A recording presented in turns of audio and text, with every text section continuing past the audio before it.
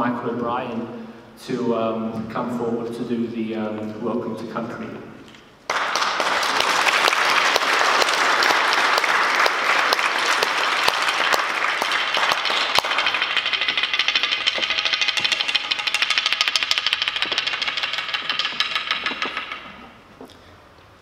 Nei chaya, Nina Mani, been around Wani, na Budni, Gani Yatna, na Inari Kapatpi Manager, na Wangadi Mani, the Budni, Gani Yatna, Tandanya. Welcome to Ghana country, and I'm glad you come here today. And it's my privilege to not only be here as a descendant of the Ghana people, and to be a part of the beginning of your conference. But really, what is my purpose of being here? Is it because I've been invited to provide your welcome? I sat there patiently wondering that to myself. Oddly enough, my Aboriginal name is Kamatpi, and it has two meanings. It means quick. And though I played on the football arena, I was known to be quick on the football field, but it really wasn't given to me for that purpose. It was given to me because it said I was impatient. And so sitting there and waiting, I had a number of thoughts, and I want to share a number of those with you and hopefully resonate not only why you're here, and maybe why I'm here. But firstly, as a descendant of the Ghana people and providing a welcome, it isn't just about the words that I said, it's also about the things that we share. And me tapping the boomerang is no different than you knocking on the door of your friend or family's home. It's that invitation to come in, and I've asked our ancestors to allow us to be here and to invite us here to stand together. But I want to give you three things. Muka muka, two halves. I also want to share a story to start, and then I want to, I suppose, tell you in some ways a little bit of a background about my family. But first I want to give you a story, because I think it's important that we start off in that manner. Now this story is about the Ghana people, and we were people that shared and cared about each other. We took what we needed, not what we wanted. Our people lived as far as Cape Jervis, right up to the Clare Valley and to Mount Lofty. And we were fishermen, and one day we caught a lot of fish. Too much to waste, so what do we do? Well, our people thought, and they said we need to invite other people to share in this fish, and that's what they did. How did they do that?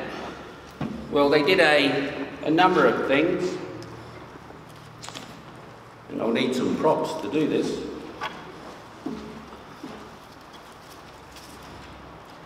Is they lit 3 fires. And each of those fires sent a column of smoke into the air.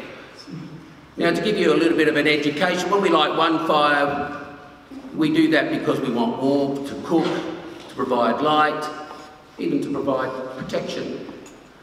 When we light 2 fires, and you see 2 columns of smoke, it actually means that somebody's in trouble, they need help. But when you light 3 fires, it's an invitation to come in and join in a celebration.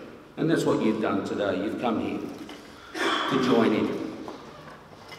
Well, as I said, too many people came, and so they didn't have enough fish. Now those who are Christian people may have a connection to this story, and that is that one of our leaders in our community, the elder, decided to grab one of those fish, wrap it up into some bark, and send it off into the ocean. And by doing this, they were able to go to the water's edge because that fish brought more fish back, which meant they could feed more people. But more people came.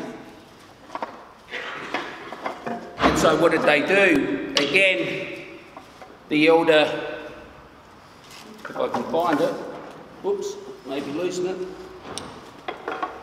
grabbed a larger fish, and it's here somewhere, yeah, I promise you, if I can find it.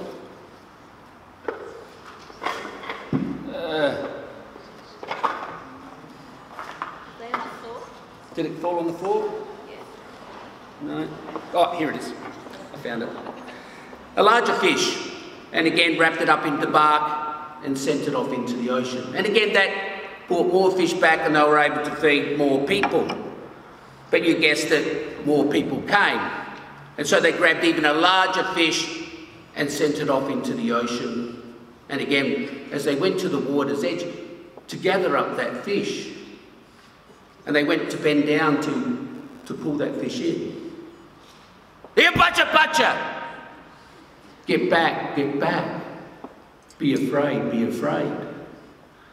Because what was at the water's edge wasn't just any fish, it was a shark. So what does that story tell us? Well, it tells us a number of things. Hopefully you're awake, because sometimes an early morning start is not good for everybody. But it also tells us that be careful what you ask for, because it may come back and bite you. So hopefully you enjoyed that story in a number of ways. But I want to give you a little bit of truth. The truth about my family. My father wrote a book called The Clock Struck 13. And in there, not knowing this, but reading this, I was saddened.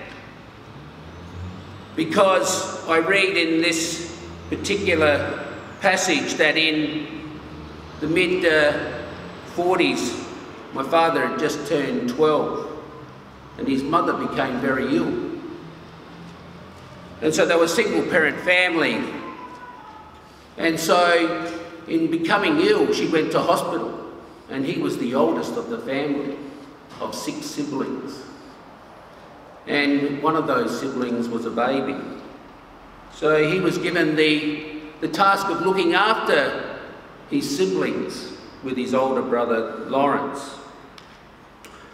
But sadly, the welfare came, and they took him away.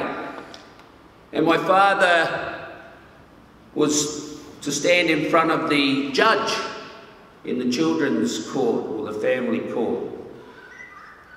And this was what was asked of my father. He said, when the welfare department came, they picked us kids up, and I don't know all that legal stuff because you're just a kid and it goes over your head. But I do remember going to court and the judge asking me these questions. I was the oldest, so I had to answer. He said, how did we manage and what did we eat? He asked me. What did you have for breakfast? And I replied, Weet-Bix. He said, what did you have for dinner? Weet-Bix. Then he asked, what did you have for tea? Weet-Bix, I said. And so that's what we lived on, Weet-Bix, you know. The funny thing is, even now I still eat Weet-Bix for breakfast every day. So after the family was uprooted, they took us away from my mother because we weren't being looked after, because we were charged with being destitute or neglect. Sadly, it took my father all of his life to not only connect with his culture, but also with his family and siblings. And for me, I suppose they're the things that not only make who I am, but also look at ways to change, not just only for myself, but those around me. And so finally, I want to share some Ghana wisdom. muka muka, two halves, the name for the brain, because the brain is split in two halves. And so it's a thing about two-ness. 6 ways of thinking. Our people believe that we're physical, emotional and spiritual people. We're not born of parents. We're born of the land. And therefore when we walk the land becomes a part of us, and therefore we become a part of it. And so we're responsible for that and everything that is connected to that. And so as twice thinkers, we didn't not only think about the now, we thought about the future and what those possibilities and perspectives are to be, or what we can create in harmonising with the land. Sometimes we accepted that idea of two-ness because there's not always a right answer, there's not always a wrong answer, but there's an answer. We don't know everything, and because we don't know everything, we need to have knowledge. How do we get knowledge? Well, we listen, we watch, and we imitate. And in doing so, we learn. And that's how our people operated and sought excellence when it came to human people. And in symbolising that and finalising, I suppose, my time here today, I'm going to ask Pastor to step forward and to share in a little ceremony, a leaf ceremony, which is the final step to that thinking, and wisdom is giving and taking. And so here I have a kulamon, and in that kulamon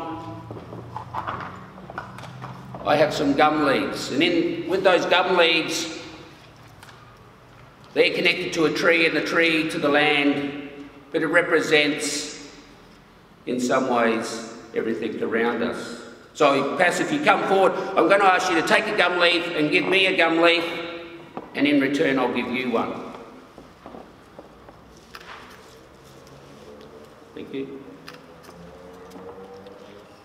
And I say the words Naranadlu Kamanka Yarakumanindi, which basically says that we give and take, but today we become one. And it's really important that we understand that there is an opportunity to give and take, but realising that it's about unifying ourselves. And finally, I want to spread some gum leaves here and say the words Tawila Mani Budni, Tawila Wakana Padni, which means I call upon our good spirits to be here amongst you all and to send away those bad spirits that may lay over you so whilst you are in this particular space. And finally, Nachu Yukandaya, Nachu Yakandaya, Puriadu Wadu, which is saying, as brothers and sisters, let us walk together in harmony. Nechaya, and thank you for having me, and hopefully what I've shared with you is something that can help resonate your purpose, not only of today, but of tomorrow. And finally, I'll leave you a gift, Pas, in my being involved and connected here with you today. Nechaya, thank you everybody.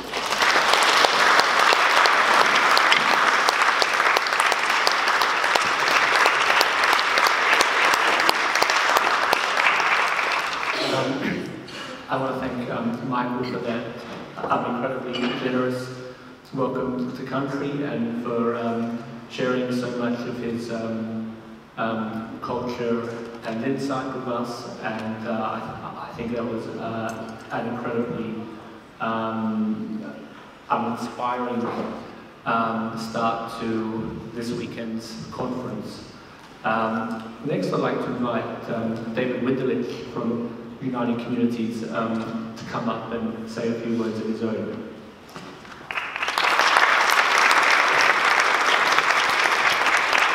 Thanks, Paz, and welcome everybody. Can you hear that?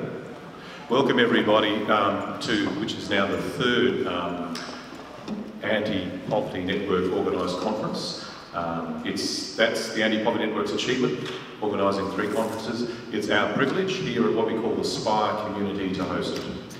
I'd like to give a special welcome to people from New Zealand in the room at the moment, because I know we've got a delegation. Back in 1976, before your Prime Minister was born, Australia went to the Montreal Olympics and didn't win a single gold medal. And some band, I don't remember who, wrote a song called As Long As We Beat New Zealand. And that was all about sport. But there have been quite a few ways in which New Zealand has beaten us. You beat us to suffrage for women. You've got female Prime Ministers before us, you're up to 3 now. And now you've beaten us to sort of a coalition that looks like it's really going to try and do something about poverty. Even the Conservative part of that coalition, Winston Peters, is saying, well, capitalism hasn't quite worked for New Zealand. So you're beating us in a few important ways, so a big welcome to you, and I hope you follow your lead. Here at what we call the SPIRE community, we have a collaboration between United Communities, which is one of the largest non-government organisations in South Australia, and this local church. And we're trying to find a new way of building community. And we have things like emergency relief for people in financial hardship. We have fruit and vegetable distribution. We have a community garden. We have a cafe, which you'll see later, which is pay what you can afford. So no one's blocked from by lack of money. Those who can afford to put money in the tin, those who can't don't. And it all sort of works out. And we serve about 10,000 meals a year that way. And we can do all sorts of other things like finding out how to reduce your energy bill and so forth. But those things are really about the symptoms of the social disease that poverty is. And one of the great things about the Association of Anti-Poverty Network, and why we really love to have you here and love to support you in your conference, is that you're starting to tackle some of the causes. So it's great to be able to support you in doing that. This being the third conference, I've been able to watch it grow a bit. I watched the start which you're still doing when it was about breaking the silence, because if you're shamed and silent, you can't organise and you can't fight back. So that's a really, really important part of Anti-Poverty Network's role. And I've watched as the Anti-Poverty Network's grown a lot more sophisticated, politically sophisticated, without losing its grassroots edge. You're now lobbying councils to raise new stuff, and I think you've got 8 on site, so that's a great achievement. And it's been great to see the growth of the leadership of the Anti-Poverty Network, new people coming through and running things, and that's all been fantastic to see. So, as I said, it is a great privilege for us to have you here. We live in really shitty times. You know, everywhere you look, there's not much to inspire. Back around the First World War, a poet said, the worst are full of passionate intensity, and the best lack all conviction. And translated, it means the good guys are full of beans, and the bad guys are full of beans, and the good guys are gutless. And that's kind of how the world feels. And one of the few rays of hope is the sort of stuff that you guys do. That sort of thing gives me hope. You give me hope. So thank you for that. Welcome to the SPIRE community. I hope you have a great conference.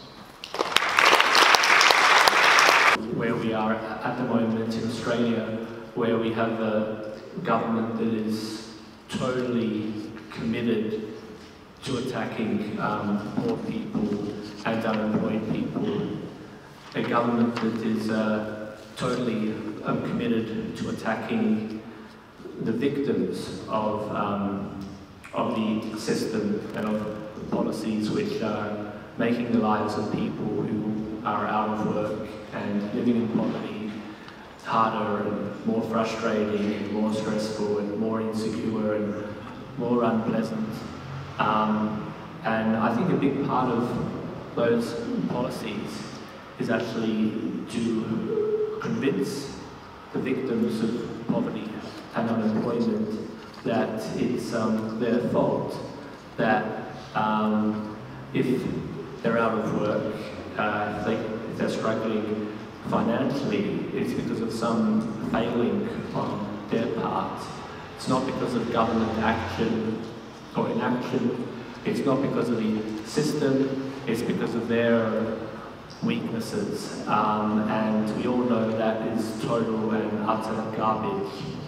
And a big part of what the Anti-Poverty Network does, and a big part of these conferences, is to push back against that idea, to say that, you know, it's not your fault if you're poor, it's not your fault if you're unemployed, because it's not your fault that there's 170,000 job vacancies and 1.8 million job seekers. That's not the fault of unemployed people. It's the fault of the federal government. It's the fault of the labour market. It's the fault of all sorts of changes to the Australian economy, which have hurt people really, really hard. But it's not the fault of people on Centrelink payments who are struggling to survive.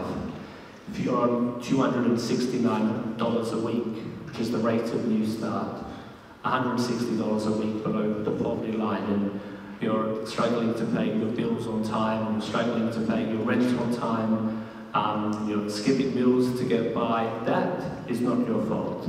That is in no way a reflection on your abilities as a money manager, your abilities to budget. That is a reflection of a safety net that is totally unable to protect people from poverty.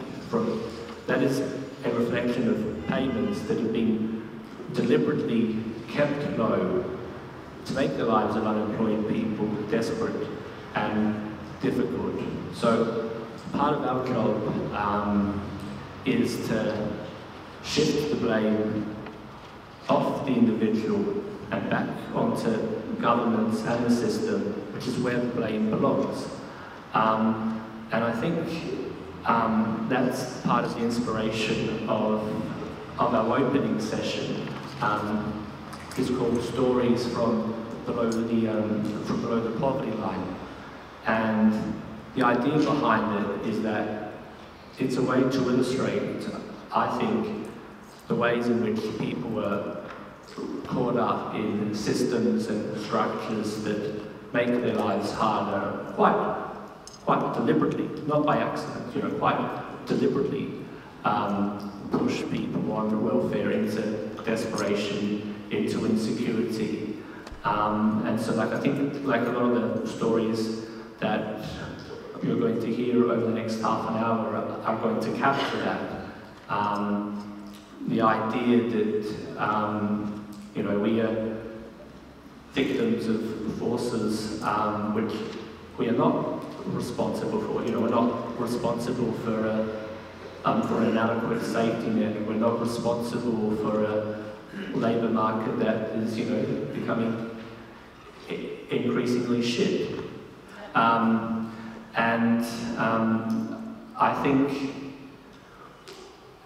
like, in a sense, it's the exact opposite of what the government wants us to think, and the exact opposite of what the government wants unemployed people to think. They want unemployed people to look inward, to blame themselves and say, you know, why am I not finding work? You know, what have I done wrong? What's wrong with me? And we need to say, nothing. Nothing is wrong with you. You know, there's no shame in being poor. The shameful thing is a country where 1 in 6 children and 1 in 7 adults are poor. That's the thing that's shameful, not you being poor. The fact that this situation exists and that we have governments who are committed to, in fact, perpetuating and increasing poverty. So I think the stories you're going to hear are going to, like, in a sense, be an antidote to the messages that we get from the government and from the media. There's victim-blaming messages that say, oh, poverty and unemployment are because of, you know, lazy people or people who can't control their appetites or people who can't manage their money. And, like, our response is, no, that's garbage. Poverty and unemployment because of you guys, the policies that we've enacted and extended, and your unwillingness to address the fact that new staff desperately needs to be raised, other centrelink payments desperately need to be raised. We need a welfare system that, instead of constantly punishing and micromanaging people, treats them with dignity and respect, and allows them to live decent lives like other adults and like anyone else in the community. So we've got I think 5 or 6 members of our group who will be speaking. Most of them, it's the first time that they've ever spoken in public for us. And I just want to say, in advance, that even when speaking to a very sympathetic audience, as I'm sure you all are, that it takes tremendous courage for them to share their story and their insights with you, and I think we should always keep that in mind. So our first speaker is David, and I'd like to invite him to come up and share his experiences with us. Thank you, David.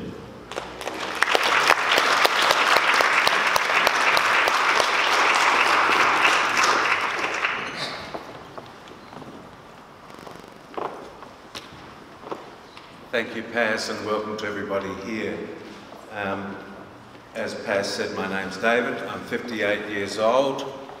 I'm here and part of the Anti-Poverty Network now because 5-6 weeks ago on Facebook, Paz put out a notice to say anyone interested in submitting a paper on their life and the problems and challenges they face for Mental Health Week.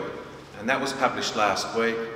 Next, it led to sort of an interview on Peter Gers, and he was very sympathetic.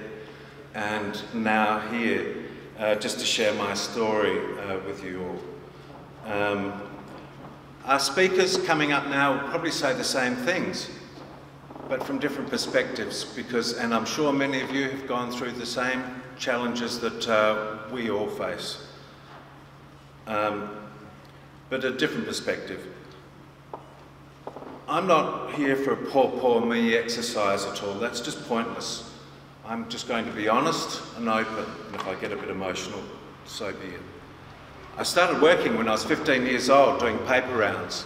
Instilled in me a strong work ethic, that you work hard, you'll get somewhere in life.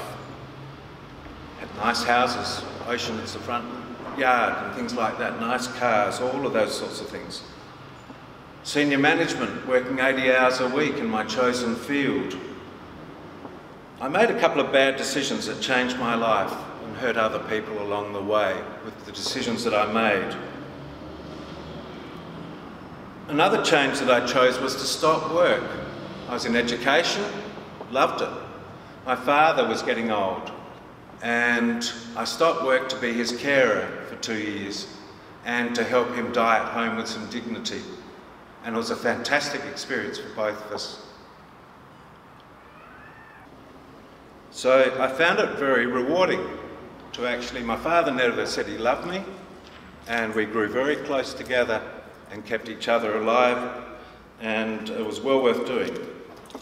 Okay, in the last 18 months, I've been unemployed. I've applied for 435 jobs. I've had 2 interviews in that time. The only people who have bothered to reply are large supermarket corporations. No one else has bothered to reply even. You know, and some of those applications you put 1 hour, 2 hours into, build up your hope, and they don't give a damn. So that's in 18 months, 435 job applications. It's actually longer than that, but I supported myself of savings that I had. I wasn't aiming high. I came from management. I was aiming where I thought there'd be work through wine shops, wineries, supermarket chains, hardware stores, places like that. A lot of it you feel is age. 58 years old, I took the photo off the CV, took out the date of birth, but they can tell through your experience, you're in the use by bin. No one ever said it because no one ever got back to me. And as if they'd say it. Also, because of that unemployment, I'm getting a little bit of work here and there. It doesn't look good on a CV. You know, what have you done the last few years of your life? So you're battling uphill all the time. I've got the skills, experience, attitude, have the confidence, sometimes still do, and I badly want to work. I'm passionate. My thing is customer service. I'm on $330 a week with New Start allowance. My rent is $270 a week. So it gives me $60 to try and survive. How does poverty affect my mental health? I'm probably quite typical of those living below the poverty line, and I'll just highlight a few things if I may. You ask yourself, am I really living or am I just existing? You know, living is those brief moments of happiness that you have and sharing and things like that. The rest is just existing or being there. I'm lucky compared to others. I eat my one meal a day, usually can't afford much more than that. I don't drink, I'd like to. Love bourbon, quality wines, things like that. No. I treated myself 2 days ago to a $5 can of booze, and that was lovely. You get so many kicks in the guts. There's never any good news. I'm often highly emotional, strung. You go through periods of dark thoughts. So I took to writing poems. I'll never read them. They are gloomy. They make Leonard Cohen seem cheery. You know? So you're never going to read them, but it's a way of expressing myself. And cooking was another way that I'd express myself. In it comes out loneliness, shame, hopelessness, worries about my age and no future, things like that. Health.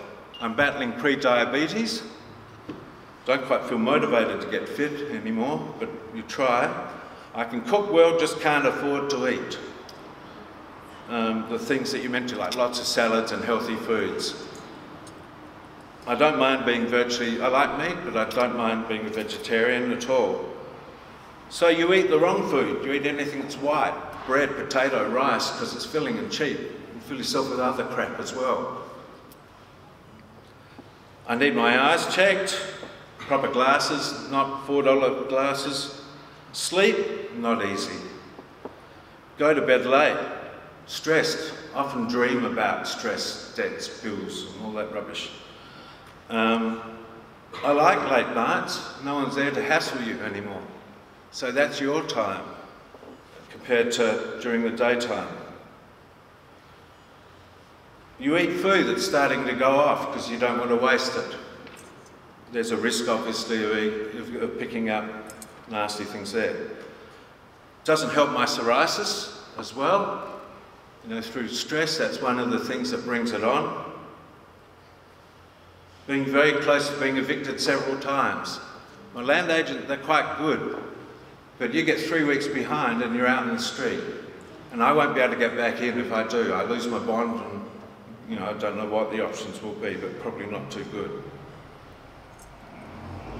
Registration, dread that.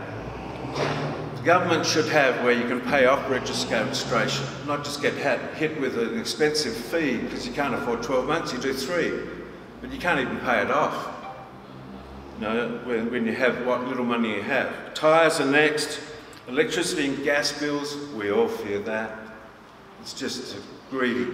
I've got the gas people hassling me right now. The first letter was, it's due, nice, friendly. Next one is bang. You know, they want you or they're going to get you. Dentist, 3 years ago. The letterbox, unknown phone calls. They stress me out so much. They're the enemy because that's other people hassling you and chasing their money, which they're entitled to, but it doesn't make life any easier. Insurance, superannuation, that's gone. Can't afford second-hand clothes very much. Blunt razor blades hurt. I have a car, I'm lucky, but it was vandalised because I couldn't afford to fix the lock and they trashed it.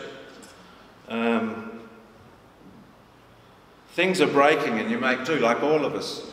You don't replace, you just put up with and go without. I treat myself often to a coffee, great coffee, Marathi on Prospect Road, because that's the only time I get out of the house and see people. You know, so luckily it's good coffee, read the paper, catch up on things. A heater, 2 years since I've had that on. This week I had to deliberate whether to put an air conditioner on or not. I treated myself to that for a while. I don't get jealous, I can't. You're bombarded with buy this, buy that, and everyone's rich and wealthy and fake people happy.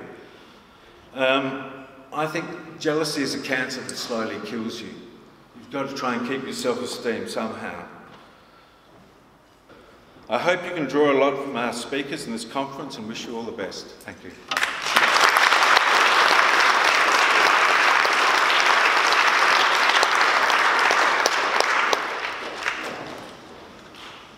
I'd like to invite Stef to speak first. I think she's got a PowerPoint presentation as well. Yeah, I'm sure everyone's sick of my cover photo by now. Yeah, it's hard to speak after that. That was really genuine and I related to a lot of it. Before I start, I want to also acknowledge that we're all here on Kaurna land. That's never been ceded. It always was and always will be Aboriginal land. And I pay my respects to elders, past, present and emerging. I've always struggled with the Centrelink thing where you have to fit boxes. And I read the forms and it looks to me like they're going, are you a banana, an apple or a pineapple? And I'm like, I have like an almost neurotic aversion to lying as well, so I can't just tick a random box. I think, where's me? I'm not in this. And I just, I struggle with that. So then I used to ask the people who worked at Centrelink when they entered my data, I would have written all over the form and they said, you're not really meant to do that. And I said, yeah, I know, but I don't know what to put. And they'd help me through it.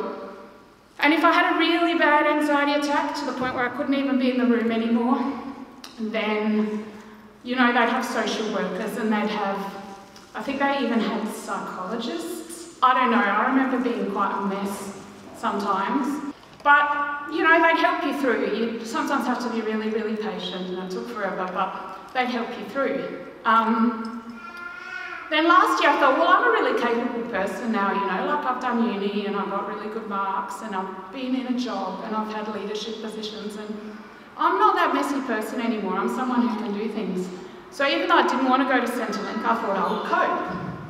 But I walked in there and they've got this bank of computers, they've got, I think, 6 million computers, but 3 times as many people waiting to use them, 1 person supporting everybody who's got questions, and you're going to have questions because the forms are even harder to understand than they used to be, and you have to click things, and if the computer doesn't like what you clicked, you can't move forward. And I did all that, and I got through the form somehow, and then I said, because I said, even though it's all online, it's still going to take 2 weeks to process. Now I'm familiar with that Centrelink always takes weeks and weeks and weeks to process your forms. But I used to be able to say, well, that's lovely, but I've got financial hardship, what can you do for me right now? And they used to kind of argue with you and check out your story and then give you a one-off payment just so you can put food on the table for your kids that day. So I said to the guy, I'm actually in financial hardship. Because there was no way I was going to go to Centrelink until it was financial hardship. I was that determined to never do it again. I didn't tell him that. And he said, financial hardship is not a thing. And I thought, I'm telling you, it's a thing. It's my reality. And I'm looking around at all these people struggling with this stupid computer system. It's a thing. Nobody would be here for fun, you know. But I remembered that quote because to me, I thought that sums up everything about the system, you know, the systematic denial of hardship. We're not allowed to think of ourselves as experiencing hardship anymore. What we are is failures to be the ideal neoliberal subject, you know? And, so I didn't get anywhere with Centrelink. Luckily I got a bit further with job seeking, thankfully. I'm also really angry because the government, I think, cynically knows that they can drop the ball more and more on basic welfare, and churches and charities are going to pick that up. And that's coming from volunteers and donors. That is a form of exploitation. It's problematic in all sorts of other ways. You know, not everybody wants to connect in with the church, but I'm frankly grateful to the churches that have given me support. But it's exploitation. The government should be doing that job. That's their job. Can we go to the next slide?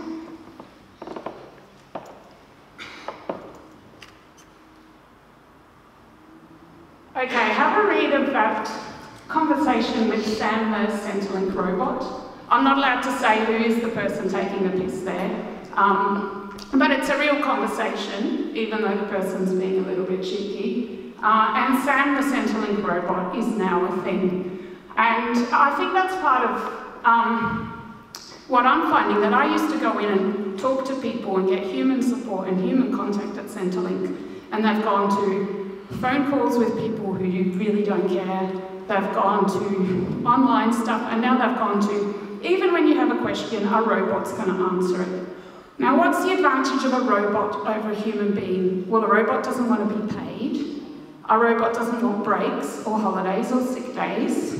But most of all, a robot is not a compassion and empathy risk. There's no danger that they'll grow a conscience. There's no danger that they'll bend the rules, the unfair rules, to try and help someone out. So I think, you know, the system is all about taking discretion away from human beings that we can actually evoke a response from, and giving it to machines more and more. Can we?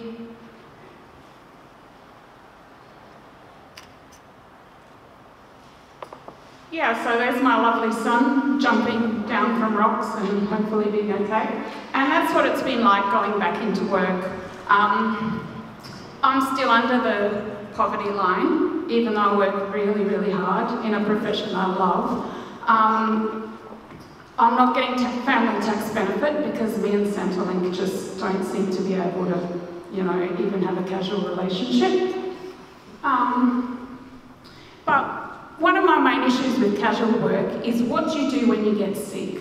I had influenza type B this year, which felt more like I'm dying. But I probably would have pushed myself to go to work anyway if I could get to the door. But I work with babies. Now that would be pretty irresponsible to go to work with influenza when you work with babies, or old people, or any sort of vulnerable people. So I didn't, and my church gave me a little bit of money to just get through those 2 extremely difficult weeks. But it's not actually in the public interest to have these insecure, badly paid, living hand-to-mouth people with no kind of sick leave. That's how you spread germs. That is how we compromise all our vulnerable people in society. So apart from compassion, which clearly our society doesn't have, I hope I'm exaggerating there. But apart from that, it's not actually in anyone's public interest to encourage people to go to work sick. Can we go to the next one? I think I've wasted too much time to go into Alfred Doolittle, but basically he sticks his middle finger up at middle class morality, and I think there's relevance today. But yeah, that's an old play they made me study at school a long time ago. Yeah, so I think there's things we can do, and one is organise, and clearly that's why we're all here. We're less isolated. I think my eloquent words was you get less fucked over when you're with other people. I think activism is the next step. And people talk about slacktivism, posting on Facebook or having conversations at parties. I prefer the term micro-activism rather than slacktivism for Facebook posts and conversations, because I think it's better than nothing, and I think it does some good. But I think we should all move to a little more activism than we're doing, and I realise there are people in this room far more activists than me, but I think all of us should this week, you know, ask us what action we can participate in, go along to one of the council sittings, email a politician, just do one thing this week and start trying to make a habit of it. I think we do need to get political. A lot of us would like to just, you know, opt out of the broken version of democracy we've got. But unfortunately, if we all say, oh, I'm not going to vote because you're an idiot, they won't kind of cry and stop playing. They'll go, oh good, I can do what I want. So you've got to get informed, you've got to learn about who you're voting for, you've got to talk to them, you've got to ask them hard questions, you've got to tell them what they're meant to be doing. And if there's no one there that you can possibly trust, you've got to step up and you've got to be the person we can all vote for, which I'm doing next state election, but ask me about that later. And I just want to finish with that quote from Bell Hooks, because I've been treating my poverty as a field of despair, and I prefer this quote which says, in this field of possibility, we have the opportunity to labour for freedom, to demand of ourselves and our comrades an openness of mind and heart that allows us to face reality, even as we collectively imagine ways to move beyond boundaries, to transgress. Thank you, everybody. Oh,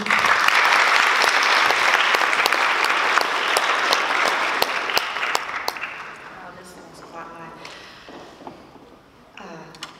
So good morning, and thank you for taking time out of your day to hear what I have to say. I am honoured to be one of the two members of the APNSA who will be addressing the Salisbury Council at their next meeting, as Paz mentioned. As a little bit of a background, the Anti-Poverty Network was twice turned down for deputation at Salisbury Council.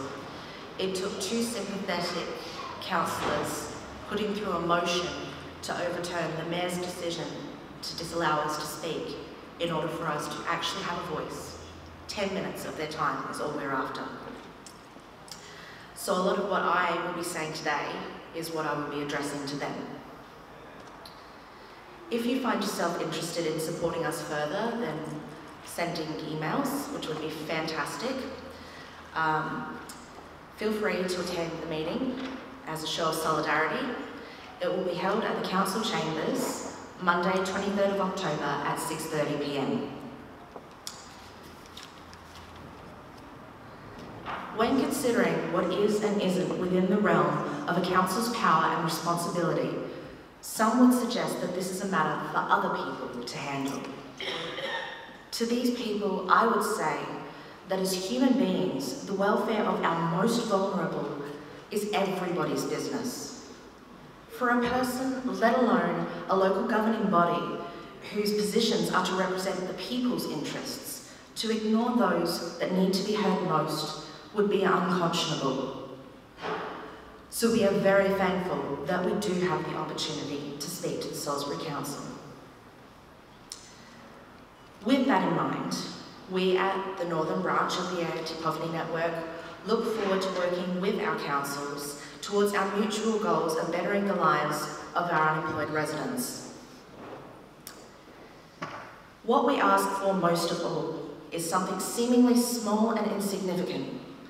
We ask for letters, much like the letters we are asking you to send to the councillors in regards to our current mission. We ask the council to write to both state and federal government to show their support in raising New Start allowance and the Anti-Poverty Network's campaign for this raise. Now, some have suggested, even some councillors I have spoken to, have suggested that this is a waste of time and a fruitless effort. But as my mother always told me, you never know if you don't try.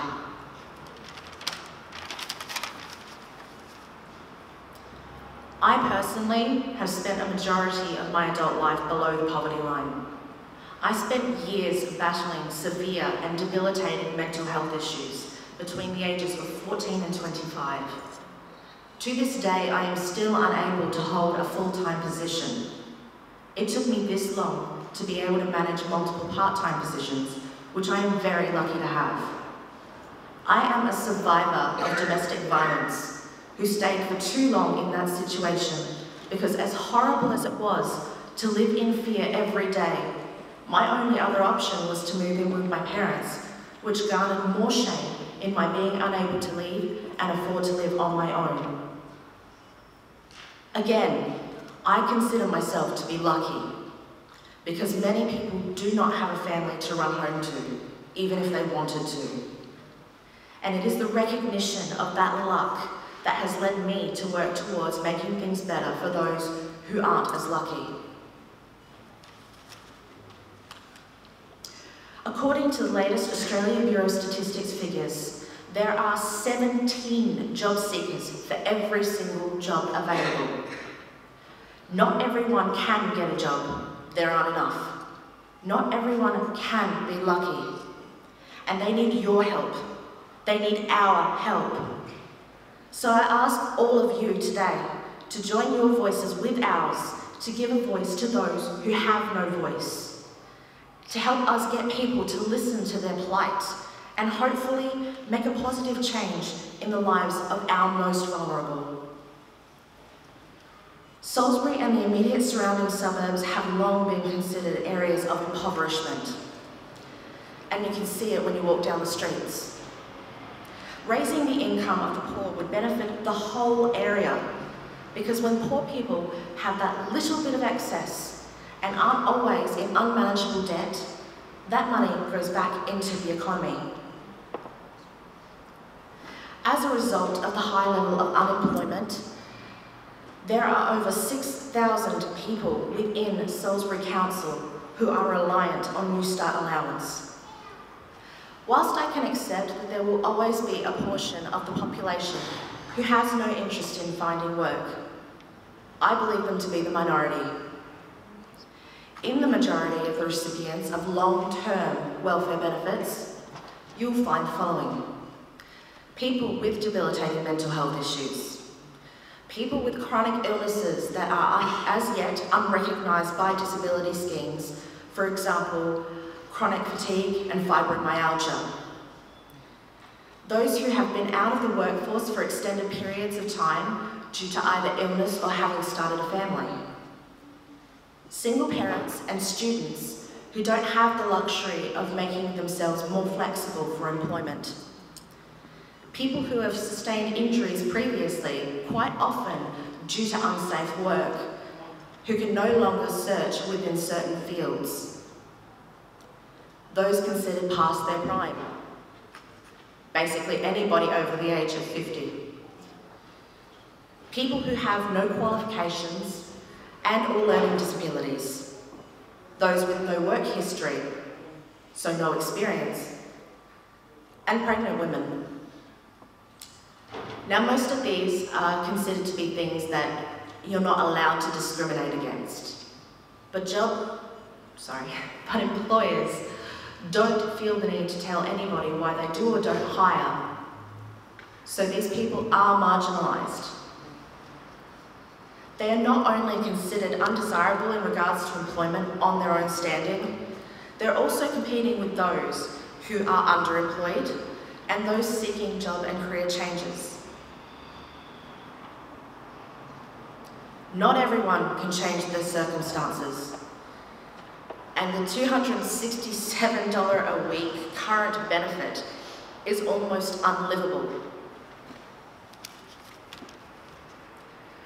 As all good relationships are mutually beneficial, I'm also taking the time at the Salisbury Council meeting to let them know what services and resources the Anti-Poverty Network provides. We provide advocacy and advice for people who are having issues with job service providers, including those who are managed by disability job service providers. Obviously, we advocate for the raise in the lowest of income welfare benefits.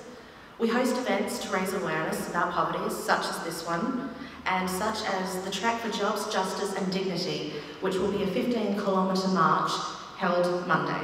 So that's going to be a very busy day for us. We hold community lunches, dinners and public forums, and we also make submissions for government inquiries and organise for people to be able to share their testimonies through the media. Ladies and gentlemen, a team is only as good as its weakest member, and our country is only as rich as its poorest people. Let's work together to raise that bottom line, for the benefit of all residents, for the benefit of our local economies, and for the benefit of every Australian who has had to skip a meal, skip buying medication, and skip dental treatment. All of these things I have personally experienced whilst living in squalor. Let's do it for all the Australians doing tough right now. Thank you again for taking the time to hear me out, and I greatly appreciate the chance to speak to you today.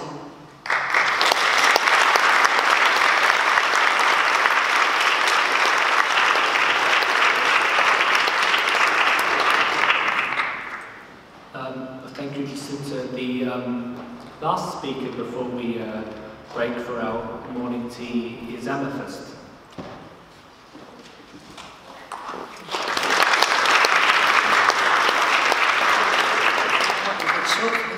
Can everyone hear me?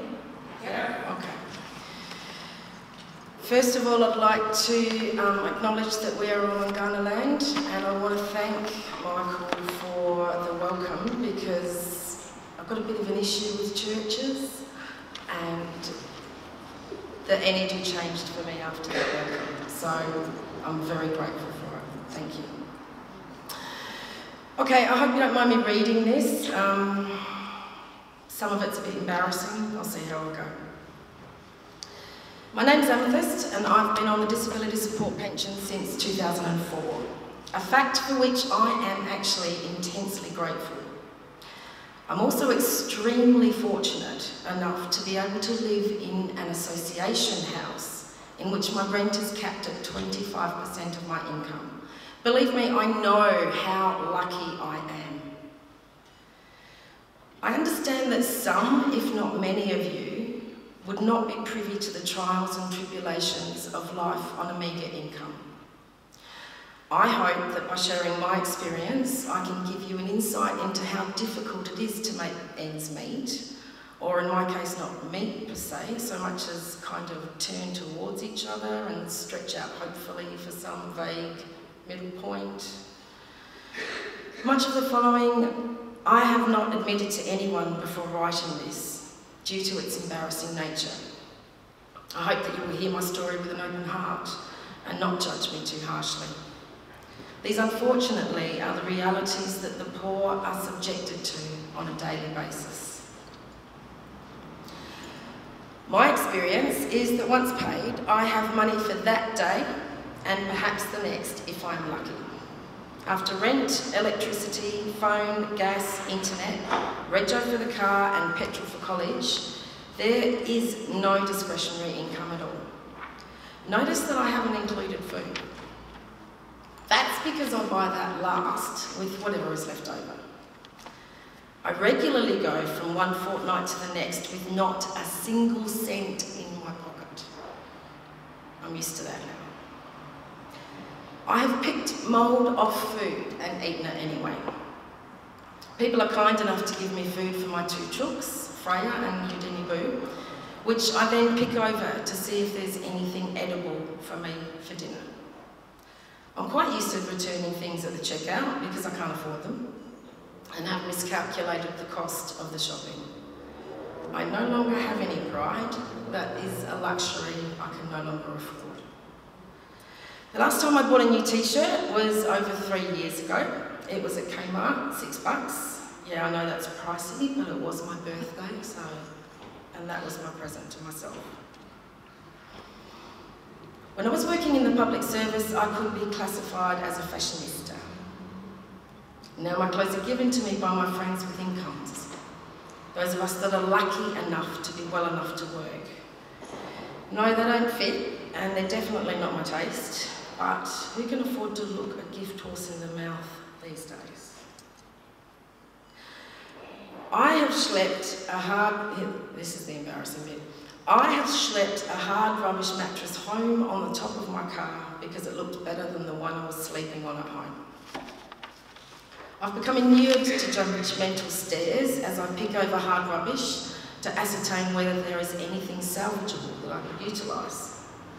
I have in the past turned off my fridge because I had no food to refrigerate. I've swept up instant coffee from the floor and sifted the broken glass from it in order to ensure that I would have coffee for that fortnight. I've missed days at college because I had no petrol and no money to buy a bus ticket. I don't go out and rarely visit people because I can't reciprocate their hospitality. So even going to people's places for coffee, at some point you're going to have them over. It's what we do. But if that coffee's supposed to last me the entire fortnight, I can't give them a coffee. It's that simple. I have stooped so low as to use...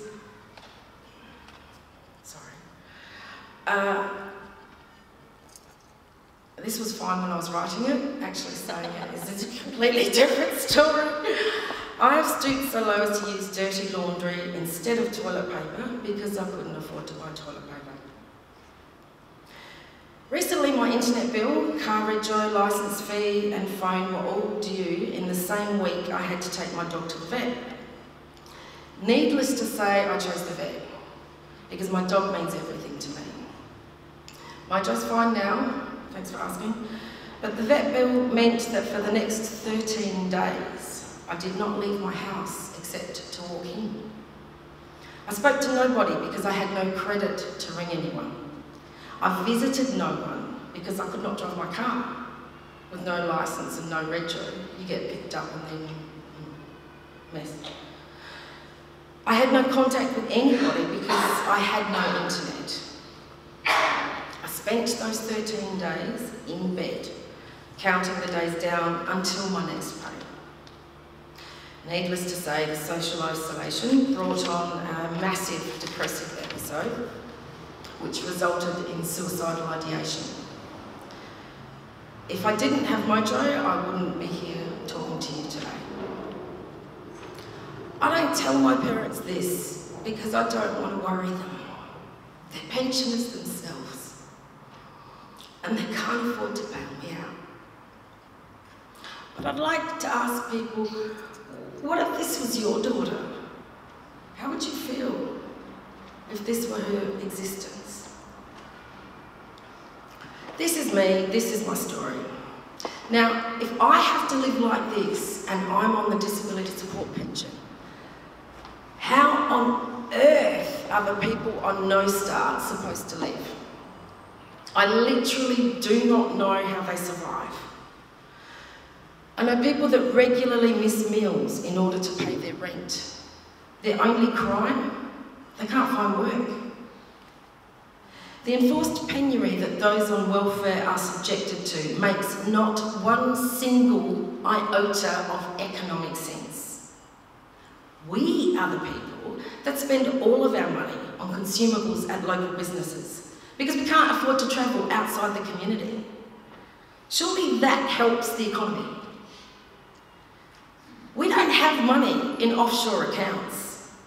We spend every single cent of our income in order to survive. Yet the richest people in Australia pay little to no tax. And don't get me started on politicians' entitlements, or we're going to be here all day. Something is rotten in the state of Australia. We have allowed career politicians and narcissists to take over, and a psychopathic economic rationalism now rules our once fair-ish society. Before I joined the Anti-Poverty Network, I honestly thought that all of my issues were self-created, that I was stupid with money, that I had no right to complain. Now I realise that we are at the mercy of an inhumane system intent on division and isolation. It has defeated our previous social justice agendas and reduced the ability of people to organise and mobilise against it. Yet we do. This conference is proof positive of that. The abject cruelty of our current governmental system intends to push us into the floor and keep squashing until we can't cry out anymore. Because if we're fighting to survive, we don't have the energy to fight them. If we don't have the money to catch a train, we can't go to the protest, right? The poorest amongst us are constantly demonised and belittled, blamed for our circumstance and our inability to rise from the depths to which we have sunk. It is intentional. It is inhumane. It is psychotic. I'll leave you all with a quote, because someone has always said it better. The late, great Tony Benn has said, every single generation must fight the same battles again and again and again. There is no final victory and there is no final defeat. Well, this is our time and this is our fight now. There are more decent people, more decent human beings than there are indecent.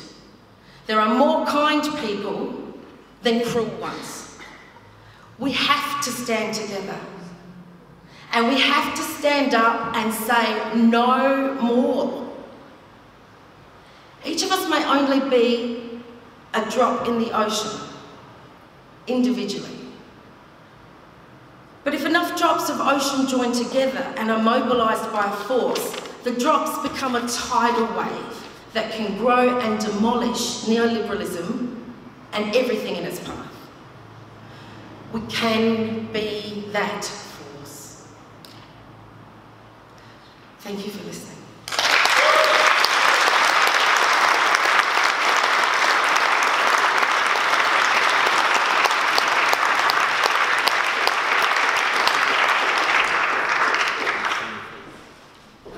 Thanks to David, Stef and Amethyst and Jacinta for sharing their experiences and insights. Yeah, look, thank you very much, Pat, for the introduction, and look, we really appreciate the opportunity to be able to speak to you guys today. It's a very important, I guess, role that you play in advocating for people who are suffering, from poverty, and I guess this is a really important week for our organisation as well, because I guess we've been operating for 21 years as a big issue. We've put almost $26 million directly in people's pockets through sales of the big issue. So it's been an important organisation, I think, throughout Australia in the last 21 years. So, and look, it's a very exciting day today as well, because there's a new edition out, which Brian is holding. But I guess part of today as well is I want to be able to bring Brian to you to talk about his story, about how he's come to be involved with us, and I guess the important role that the big issue has kind of played in his life as well. So I'm going to leave it over to Brian now to have a chat. I've been doing a big issue for 20 years now, and it's done a lot for me, because before I first started doing it, I was living in Sydney in the Salvation Army Men's Hostel, and my health was not good at all. And they had this posted all over the walls, and I asked my case manager at the time, and she said, wait till we get your health better, then we'll look into it. It took 3 months to get my health better, nearly another nervous breakdown in between. And then I started doing big issues, started straight away, no phone call saying I got a job, just start straight away. And 20 years down the track, I used to be a compulsive gambler on the horses, 16 years since I've had a bet on the horses now, all for the big issue of supporting customers in the office. And 10 years ago I flew home to Townsville. It's been a week, my mother and sisters, first time in 14 years. And they're real proud of how much I've achieved today. 2 years ago I flew home and spent a couple of days up there and surprised my mum for her birthday. And that was the best surprise she ever had. So if it wasn't for the big issue, I wouldn't be here today. I'd probably be dead somewhere in the gutter. because I was getting that bad.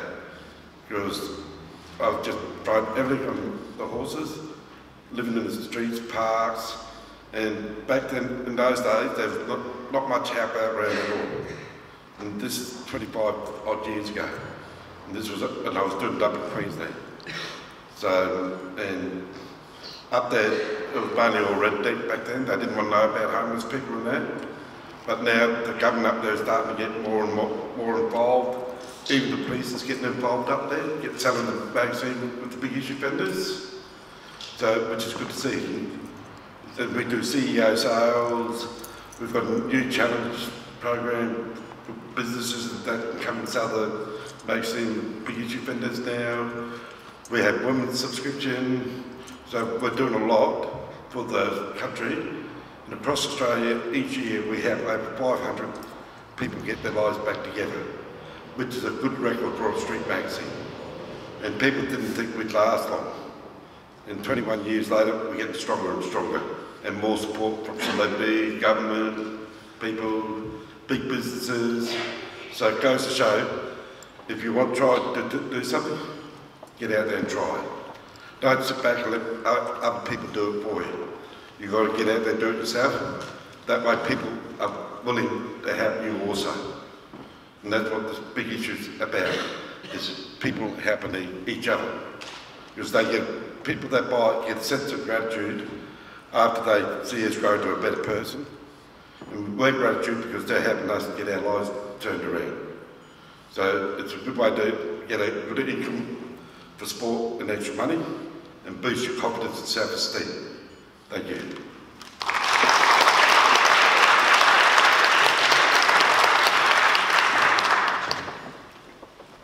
Thanks for that, Matt and Brian. The next panel is going to be a real doozy, and it's looking at the massive attacks on the welfare system, not only here in Australia, but in New Zealand. And as I said before, really thrilled and privileged to have 4 members of Auckland Action Against Poverty join us. This is a group that I've been following for a number of years, and which the Anti-Poverty Network has been following for some time. And we think their advocacy and campaigning work in Auckland is extraordinary, and something that we here, like in Adelaide, hope to emulate as well as we can. And of course, like in addition to Auckland Action Against Poverty, we've also got, as you all know, John Falzon from St. Vinny's speaking as well. So we're going to have a panel discussion. And so I'll ask John, Vanessa, and Aroha to all come up on stage. They're each going to have about 10 minutes to speak, and then we'll have about like half an hour for audience questions and comments. So John, Vanessa, and Aroha, when you're ready.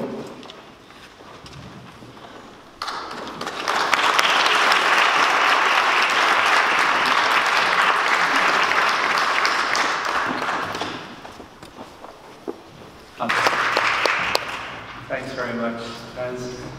I too would like to acknowledge that we're here to reflect on poverty and inequality on land that always was and always will be Aboriginal land.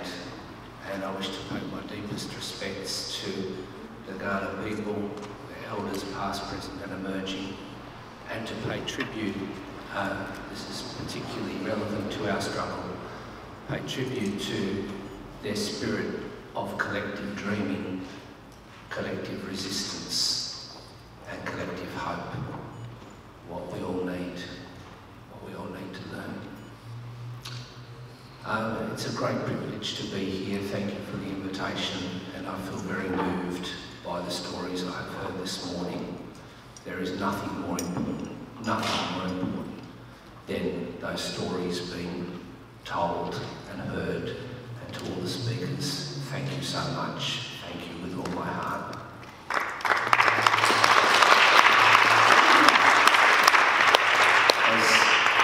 Arundhati Roy, the great Indian writer and activist, put it so eloquently, there's no such thing as the voiceless. There are only the deliberately silenced and the preferably unheard.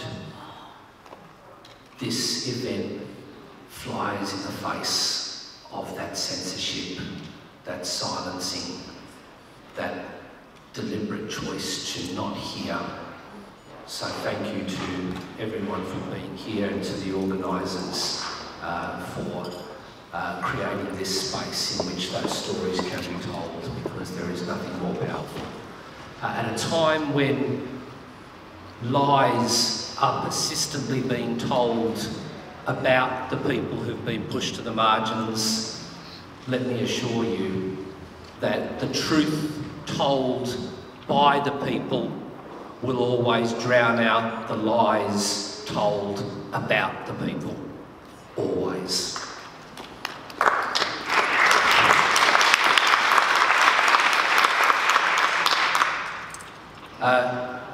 Some people talk about neoliberalism and capitalism. It's interesting, Winston Peters yesterday said that capitalism needs to regain its human face. Well, capitalism does have a human face. It's the human face of suffering.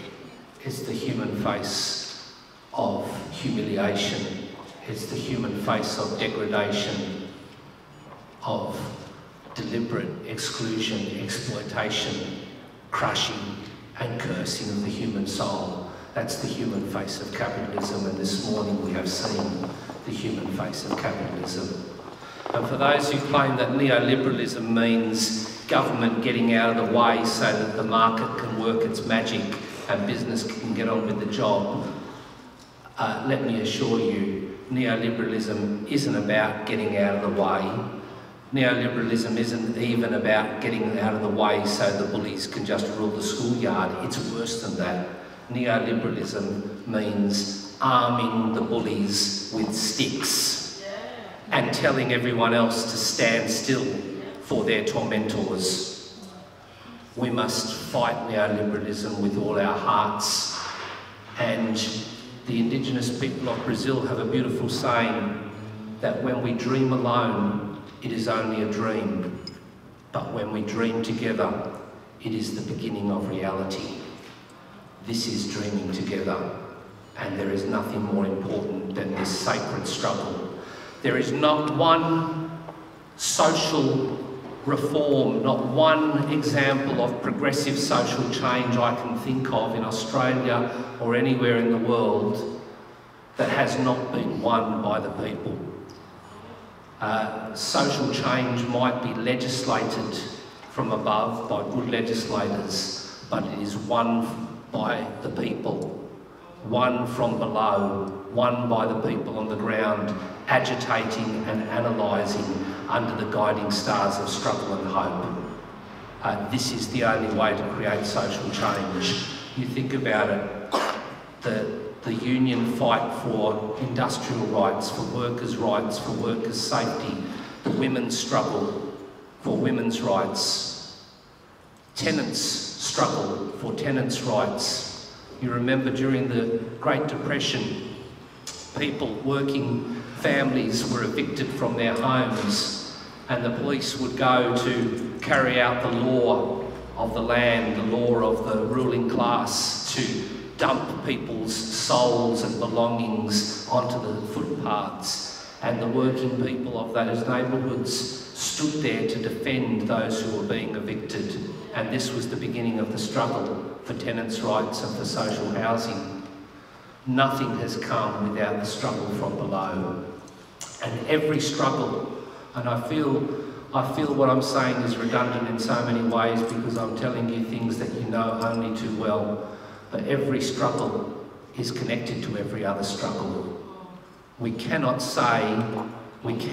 say, I will fight inequality here, but I don't care about inequality there.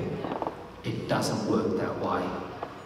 Whether it is the struggle on the basis of class, on the basis of gender, on the basis of race, on the basis of homophobia. All of these struggles are interconnected.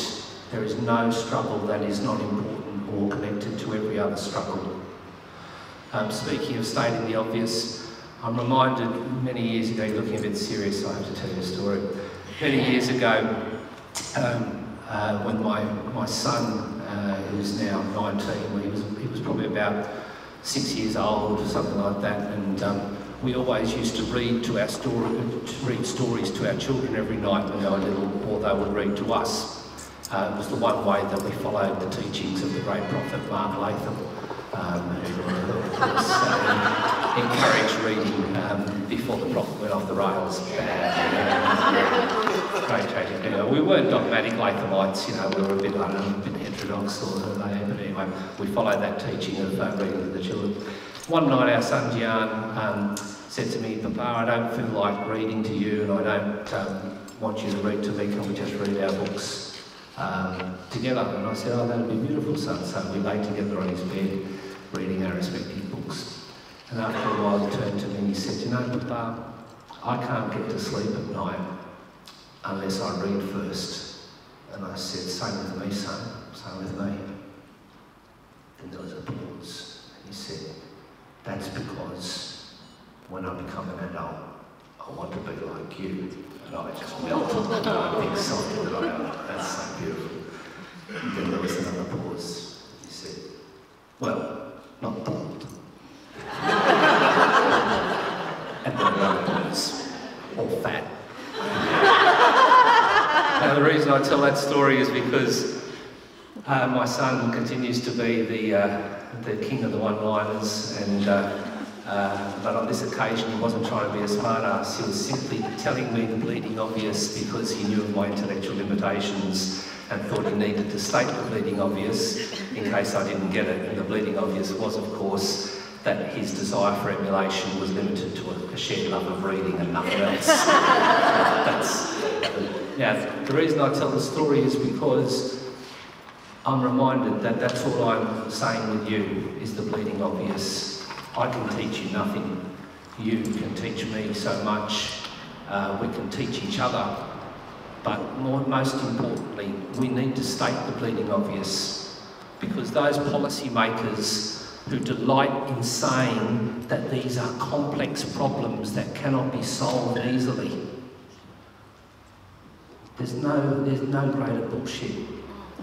It's not true. The truth is very simple.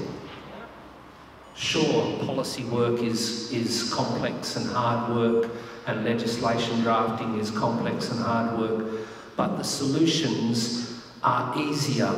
The real solutions that come from the people are easier than the fake solutions that are imposed from above.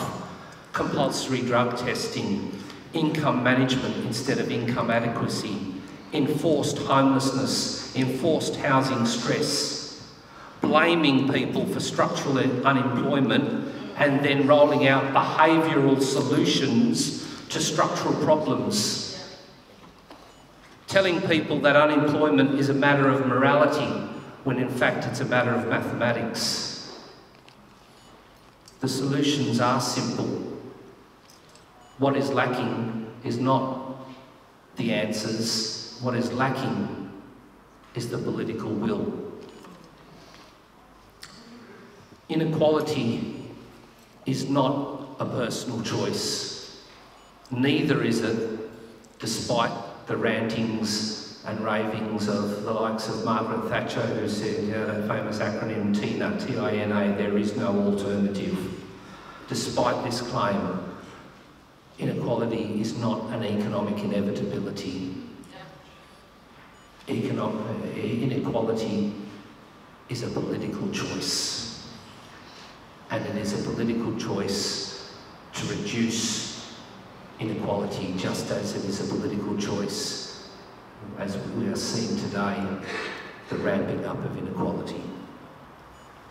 Welfare reform, so-called, has become thinly disguised industrial relations reform, when we are seeing the coupling of putting the pressure on people who are outside or on the fringes of the labour market, along with direct attacks on people who are in the labour market, driving down wages. We've seen wage stagnation at the same time as we've seen the real income of people outside the labour market go down.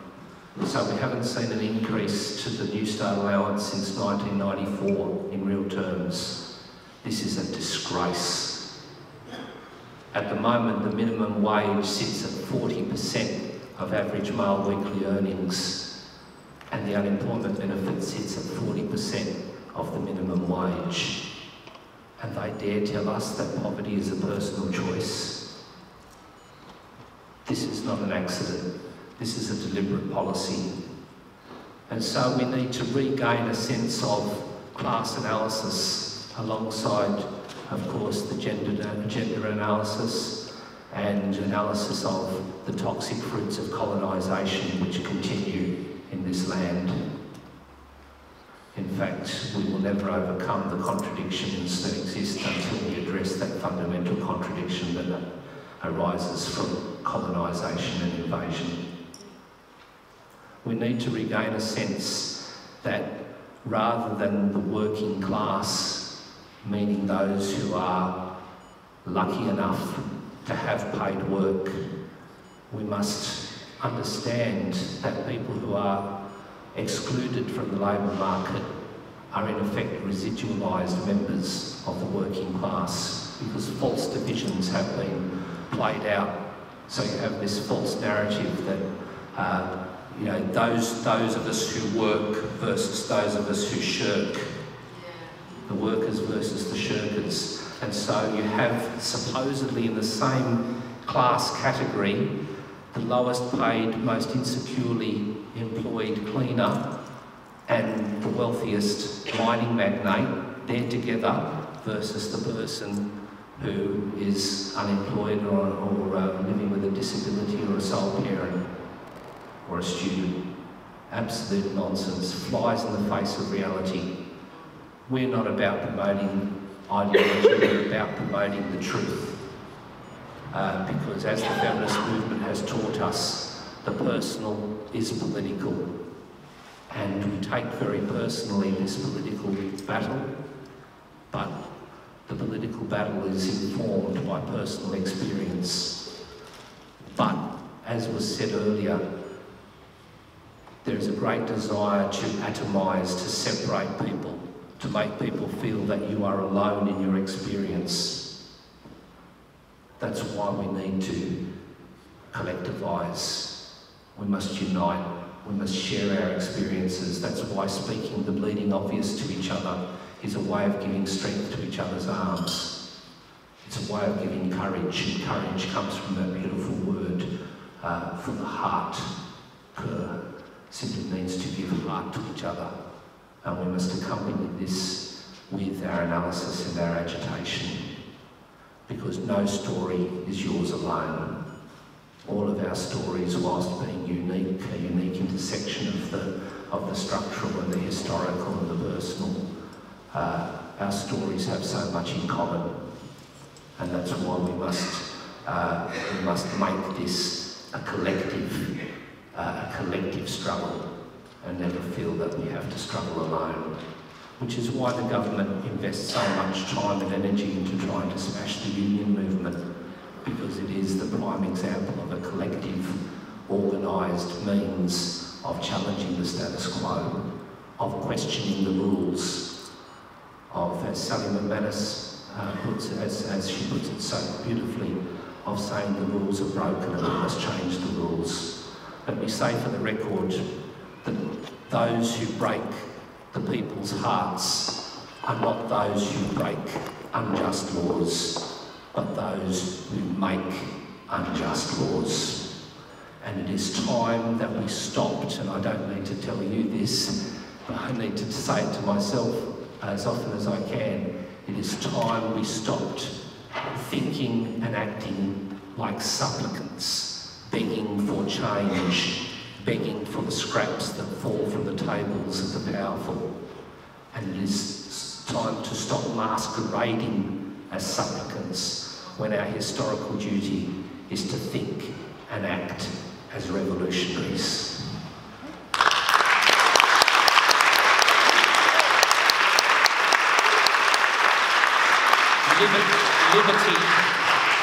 Liberty is what the oppressor enjoys. Liberation is what the oppressed and their comrades struggle for together. The Nicaraguan Sandinistas have a beautiful saying that solidarity is the tenderness of the people. This is the tenderness that we have. It's not a secret weapon, it's a weapon that we show to the world, because those who do not practice it will never understand it. But for those of us who do practice it, there is nothing more sacred. It is our sacred calling to practice solidarity, which in very plain Australian terms means standing in the shed together. And we know how to do that. It's not hard. It's what is the most human thing. It's what tenderness is. It's not the sending of wishes, it's the locking of arms. And it's the understanding that everything is connected to everything else. Think about Martin Luther King. You know, when he was assassinated, people have sort of censored this out of the official story, but we know he was there in Memphis, not because of the civil rights movement, but because of the struggle of striking garbage workers. He understood that interconnection between the struggle on the basis of race and the struggle on the basis of class. He understood that the two go together. He also understood the power of the union movement alongside the broader civil society struggles. I'm going to leave you with a couple of thoughts. Firstly, thought from Audre Lorde, the great poet and theorist. This is a challenge to each of us personally, because the ruling ideology of oppression is so strong, so powerful, that it not only controls many aspects of our material lives, but it eats into our consciousness. It tells people that they are no good.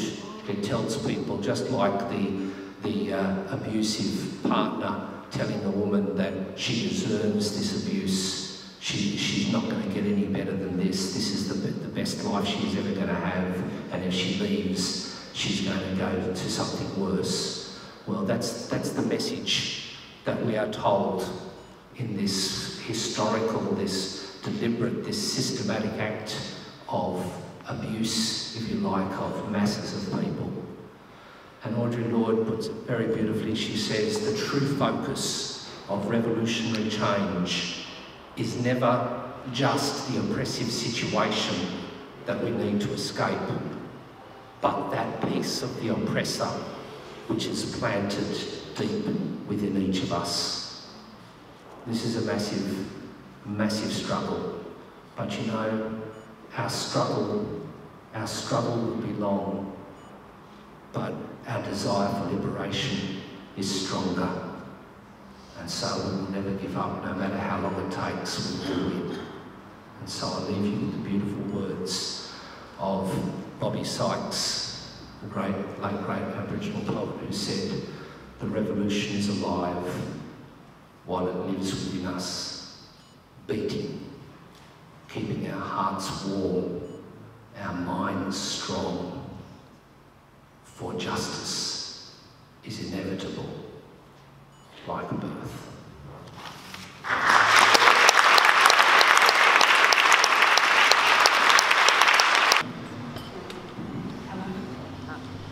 Kia ora, ko te mea tuatahi, me tuku mihi ahau ki ngā tāngata whenua no Ghana. So the first thing is just to acknowledge the people of Ghana here.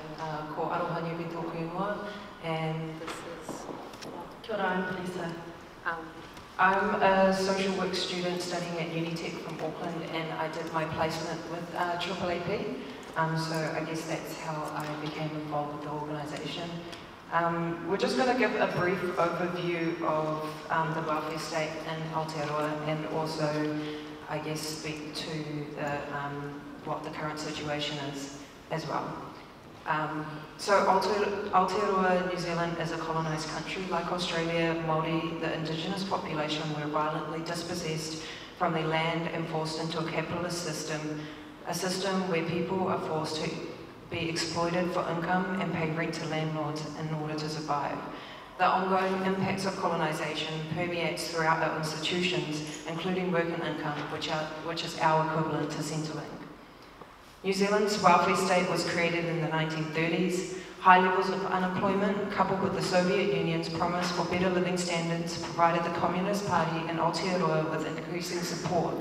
From this, the unemployed workers movement developed, which argued for increased wages, no evictions, and benefits for the unemployed. These tensions created the ideal conditions for the first Labour government to be elected in 1938, headed by Michael Joseph Savage.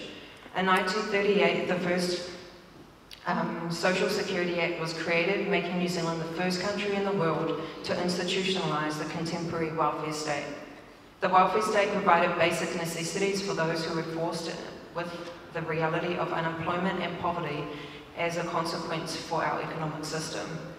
Before we provide a brief overview of our welfare state, it is important to note that we cannot romanticise the welfare state. It has involved the exclusion of people and the subsidising of corporate interests at various stages of the development and destruction. The first Labour government promised to protect New Zealanders from the suffering that experienced during the Depression. It aimed to provide everyone with a reasonable standard of living. While welfare appeared universal, Māori were not eligible for the same levels of state entitlements as Pākehā European New Zealanders until several decades later. Single parents and single people were also excluded. Asian migrants were also discriminated against and excluded. In addition, it has been said that this is the era where the ideas around the deserving and undeserving poor began to eventuate, which is an idea that still exists within our social welfare system and throughout society today. Where the welfare state saw its biggest attacks, as it did globally, was in the 1980s and 1990s. In New Zealand, it was actually the Labour Party, the centre-left, who brought in the neoliberal reforms. However, it wasn't until National took power in 1990 that the focus on work and punishment were rolled out, particularly for sole parents. This involved major cuts in welfare spending based on the ideology of blaming the unemployed for unemployment, and that welfare creates dependency and laziness. All ideas that continue to be used to justify welfare reform and punitive practices against beneficiaries and low-waged workers. At this point, many unemployed workers' organisations were formed in resistance, including the People's Centres, which organised around welfare and provided advocacy and cheap social facilities for people on benefits. I'm just going to give a little context to our situation right now. So neoliberal capitalist reforms over the last 40 years has led to a sustained attack on unemployed people. The current situation for welfare in Aotearoa, New Zealand is toxic.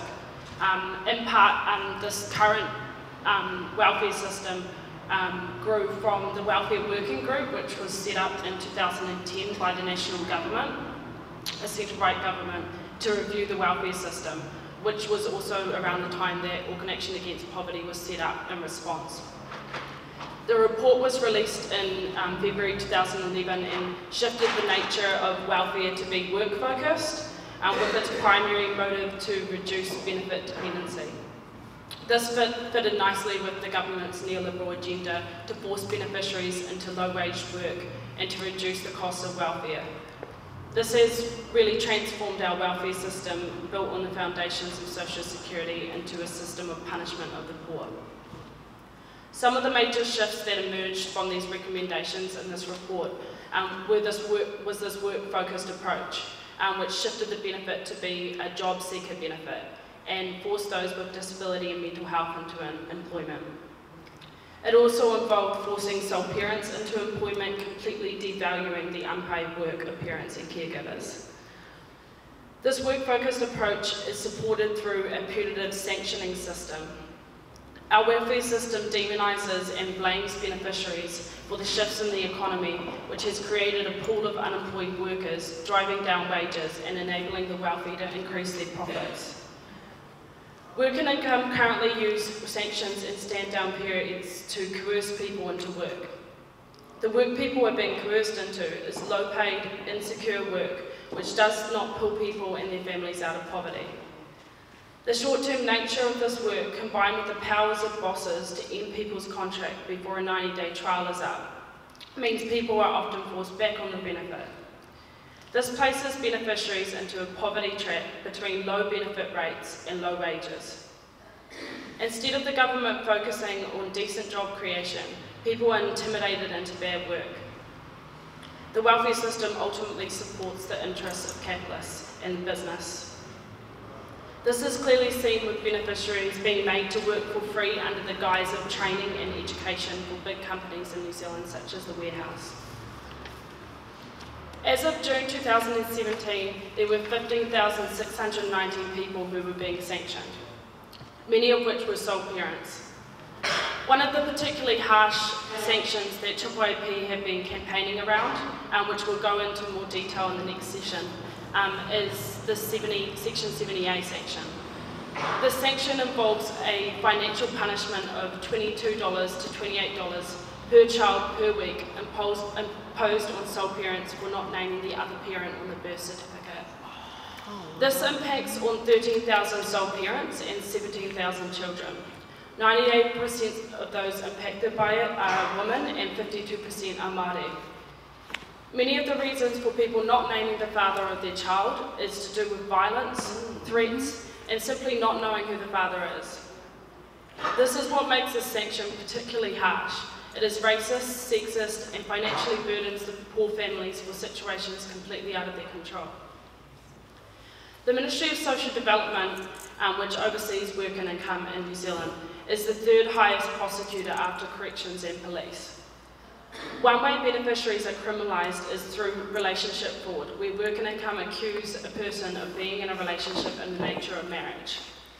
Work and income have no idea what relationships look like today and have archaic notions rooted in patriarchal ideas of ownership. This disproportionately impacts on sole parents who get into relationships and then are expected to declare this, get their benefit reduced and rely financially on their partner. In a country with such high levels of domestic violence, this is such a punitive way of dealing with beneficiaries. Alongside sanctioning, punitive policies have created a toxic culture within work and income, where people are denied their full and legal entitlements. People feel threatened, intimidated and humiliated when they enter work and income offices. Many people leave in tears, having been denied basic entitlements such as food to feed their children. The latest instalment in welfare reforms is the government's social investment approach, which has its focus on ensuring that they get good value for money in delivering social services rather than valuing the actual outcomes of these services. One way they do this is by pressuring NGOs to provide very personal information in exchange for funding. The National Party believe that quantitative data will provide them with the necessary information to predict the economic burden individuals will have on government spending in the future, and this is particular for welfare spending. It sees poverty and being on a benefit as a behaviour which is passed on from parents to their children, and therefore can be measured and reduced. In 2013, the Social Housing Reform Programme began to dismantle state housing, including selling homes and privatising state housing to non-government social housing providers. New Zealand, and in particular Auckland, is facing a major housing crisis. There's whole families that are sleeping in their cars. Yet government's policy around housing supports landlords, developers and investors.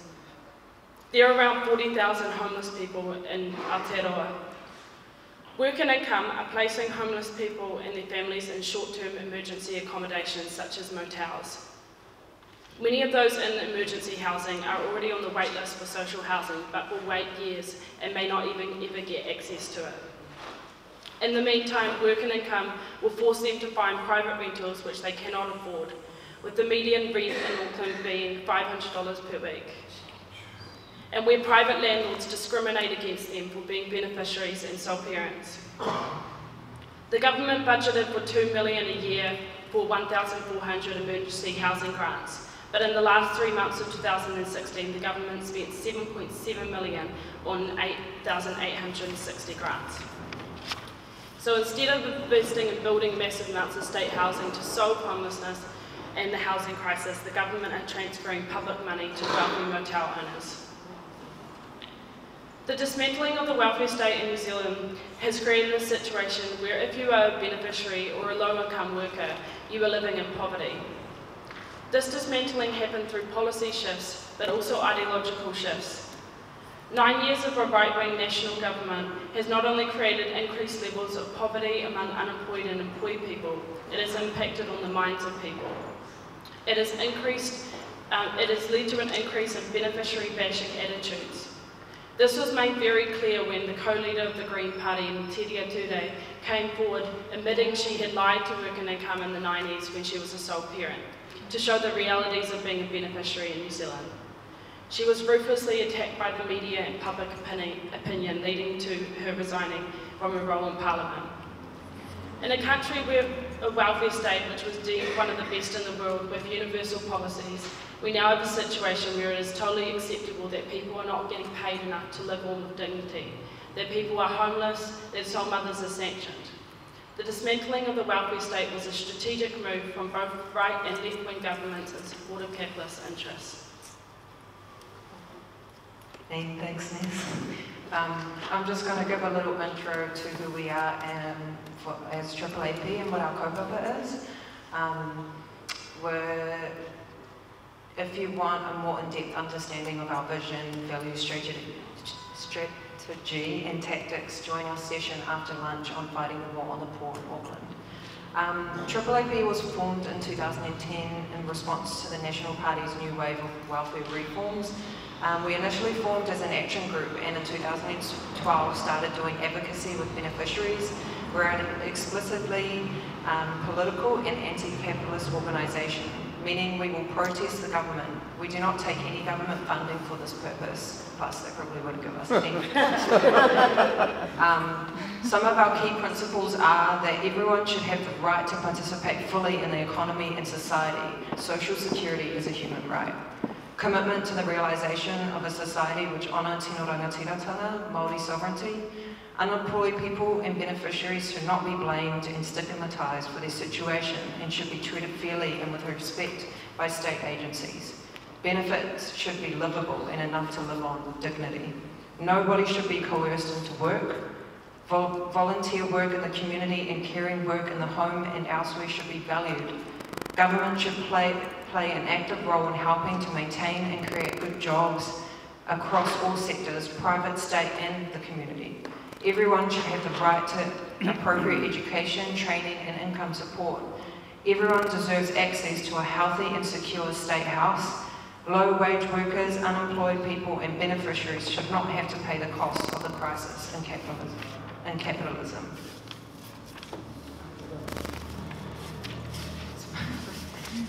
Sorry.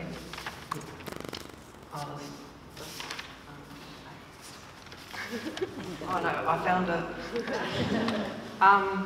So how do we resist the current context? We engage in advocacy education, direct action and campaigns as a way of resisting the neoliberal agenda on welfare, housing, poverty and work. Come to our next session and some more in-depth details on how exactly we do this. There are different ways we engage in resistance. One way is through advocacy. Our advocacy service is political. We do not do it as a charity or to be nice to people. We do it to change people's material situations, but to also resist the practice of intimidation, work and income, and demonstrate that people have no power to access the entitlements. We work alongside people, we do not treat them as clients, and us as professionals, it is an act of solidarity. We will have worked with over 5,000 people this year. Another thing we do is education and outreach. This includes providing training to community organisation and beneficiaries who want to become advocates, as well as a new program for community benefit rights training, which we will roll out in the next year to empower people to advocate for themselves, their families and their community. This will also feed into political organising in communities. We utilise the media to feed stories which both challenge work and income to improve the realities for individuals, but also to shift discourses around beneficiaries and fight for wider social change. We have developed relationships with key people in mainstream media who will attend actions and will provide a fair representation of the people we work with. We take protest action against government, companies which exploit beneficiaries and work and income. We work alongside activists who are a part of our organisation and gain significant media from these actions. We also engage in campaigns such as our Stop the Sanctions and our Not Enough Left campaign to make policy change and challenge those in power. We believe that the system has created poverty and believe that we can fight for a new system based on equality and not punishment. The Australian and New Zealand welfare systems import punitive policies to each other, which means we have many commonalities and points of solidarity. We look forward to more discussions and learning this week. Thank you.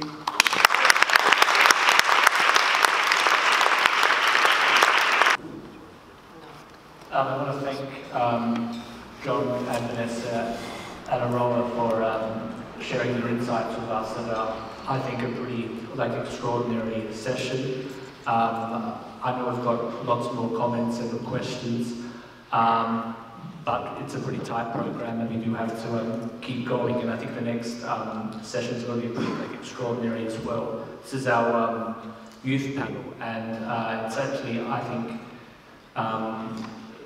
the first time at one of our Anti-Poverty Week conferences that we've had a session dedicated to the struggles of young poor people, and I think it's long overdue, and I'm going to invite Zed up to chair the session and introduce the three speakers, but before I do that, I think we should give John, Vanessa and Aroha a mighty round of applause.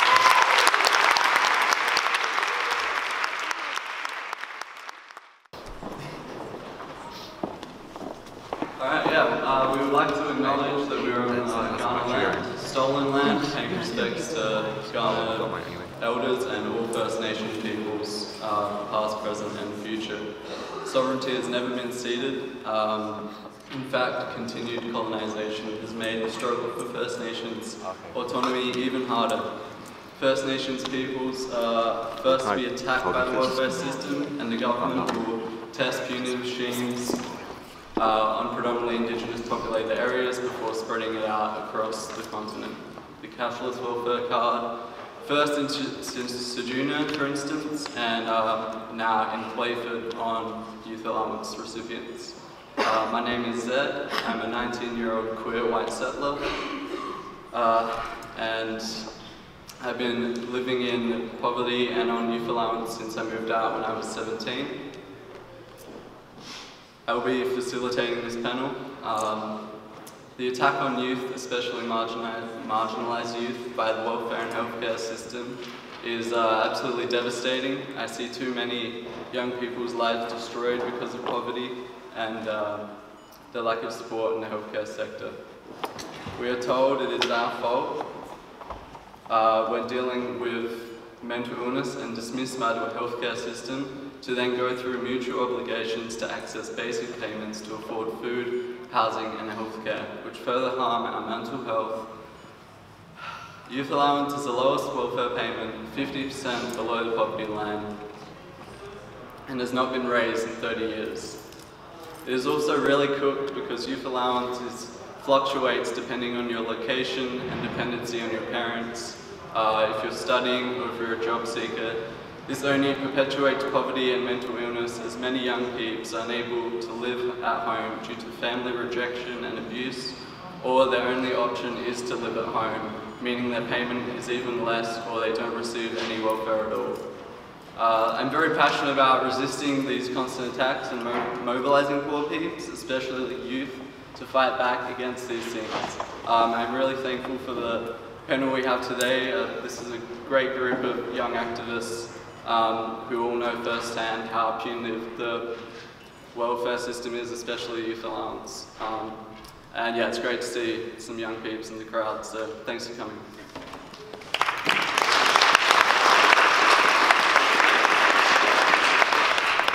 Yeah, I'll also let the panel introduce themselves, so yeah. Whoever wants to. Hello? On. I think we're good. Alright, I'm Ollie. I'm going to be talking about the system. So, firstly, mutual obligation. So, probably all of you know, there's the 6 months, and after 6 months, we have a choice. You have to do an activity, you have to participate in an activity. So, depending on where you are, what provider you're with, you may have a limited choice, but often the 3 options would be work for the dole. There's also doing a Cert 3, and now they're bringing a 3rd option, which is the PATH program, which I like to see is just work for the dole for profit business. So, with mutual obligation, we know it's a morality play, and we know this because of the scripted response, and it's very scripted from every job active agent. They say, look, just like work, you don't get something for nothing. You have to perform some tasks we ask you to do, and in exchange, you get your payments. So, you know, this for that kind of logic. So, the first instance of this mutual obligation was a job tracking sheet, and that formed the kind of the model for how mutual obligation will work. So the tasks themselves are in principle things that an individual would do anyway if they're looking for work, and look, most people on New Start are. But in effect, it's extra work they do on top. So what I do is I spend a lot of time applying for the jobs I really wanted and I were actually going to be secure. And look, a lot of people just forge a rest. But people that want to be honest, they have to spend all those hours applying for jobs they know they won't get. And it's just extra work, extra burdensome work. So job tracking sheet was nothing. It's nothing compared to these work for the dole and the pathways and the requirement of Cert 3. Now I'm just going to go over the Cert 3 for a sec, because that's the option I picked. And I thought it would be the easy option. I thought that was the blunter option, but really not, because what we have, and what we have is I like to call it axis of evil. You've got the job active providers, you've got the registered trading organisations, and they've really just popped up after the privatisation of TAFE. And you've got business associations that are usually in the background somewhere, and you've got recruitment companies that are very connected to the whole system, like as in labour hire companies that contract out, zero-hour contracts to businesses. And then lastly, you've got complicit NGOs, and Salvos will be the main one. So, with the training organisations, their system is connected with the providers. So the provider would have access to exactly to the minute how long you're logged in. So if you want to do the Cert 3, you've got to literally do the 25 hours on your computer doing the Cert 3. It's an online course. Most online courses are not very good value for education. And these ones are even worse because they're the ones that the job provider organises for you. They're usually just a company connected to the job provider. And I don't like to call them job providers, but what's the other word?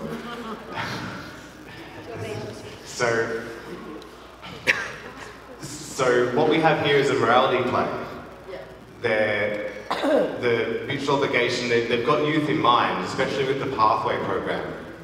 So the Pathway program it's a new program they're introducing, and it's basically a way of, it's a legal loophole for businesses to get free labour, to get free work. The maximum time is they can take people for 12 weeks 25 hours a week.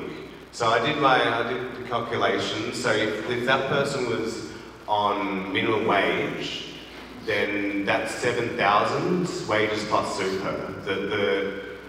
The employer is not paying.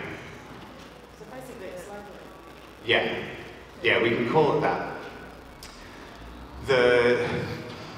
This bit pisses me off too.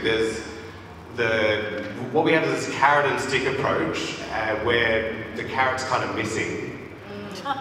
Although there is a carrot for businesses. Businesses get $1,000 just for taking on an intern, and that's immediate payment. The job active provider gets outcome payments when that happens as well. So job active providers are going to be pushing pathways. And then there's a bigger incentive if they, after the pathways, if they take on the worker, they get $10,000 wage subsidy. That's a huge amount of money that could be going into a raise new staff. Yeah. So $11,000 plus $7,000 minimum wage that they're saving with if they take on that person, and they only have to take them on for 6 months. So what could happen, and what I'm imagining is going to happen, is that there's going to be a cycle where people get 6-month contracts.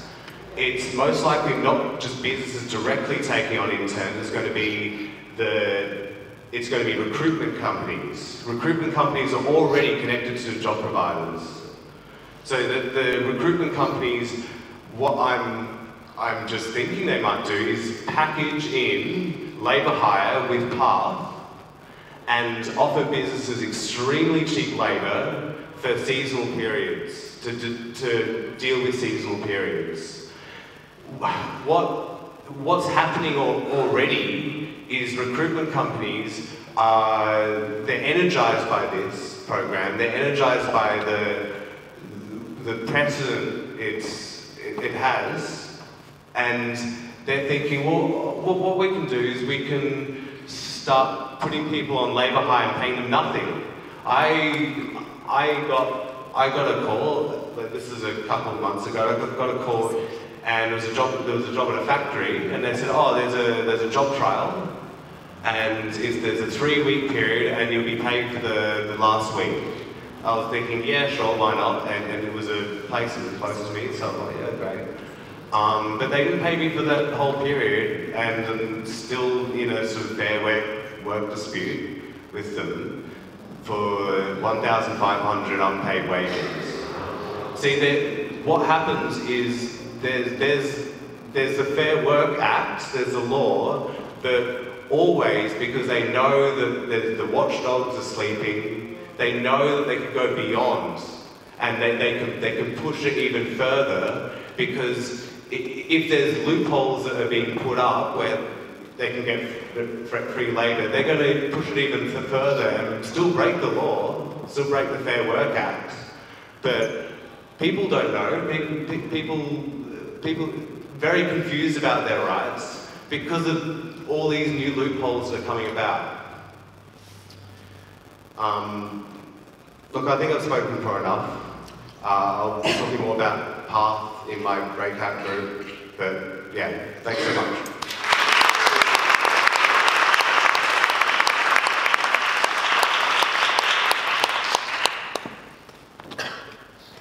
Thanks so much, Ollie.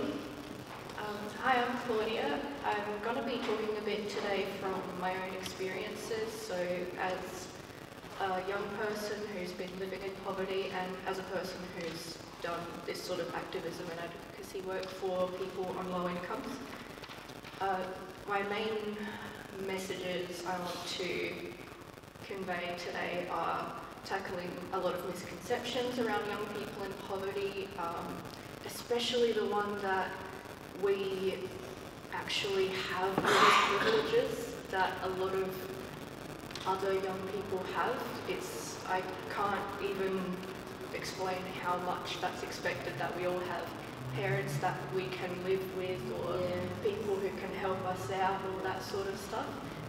It just happens way too much. But I'll get right into it and try to keep it a bit brief. And then I'll end with a bit of where to go from here. So a background story around me, I moved out of home at almost 16. I had a very abusive and quite scary childhood in poverty. I won't go too far into it, but I also was lucky in a lot of ways. Like I had help from aunts and uncles from time to time and that, but there was still plenty of, you know, one meal days, all that sort of stuff.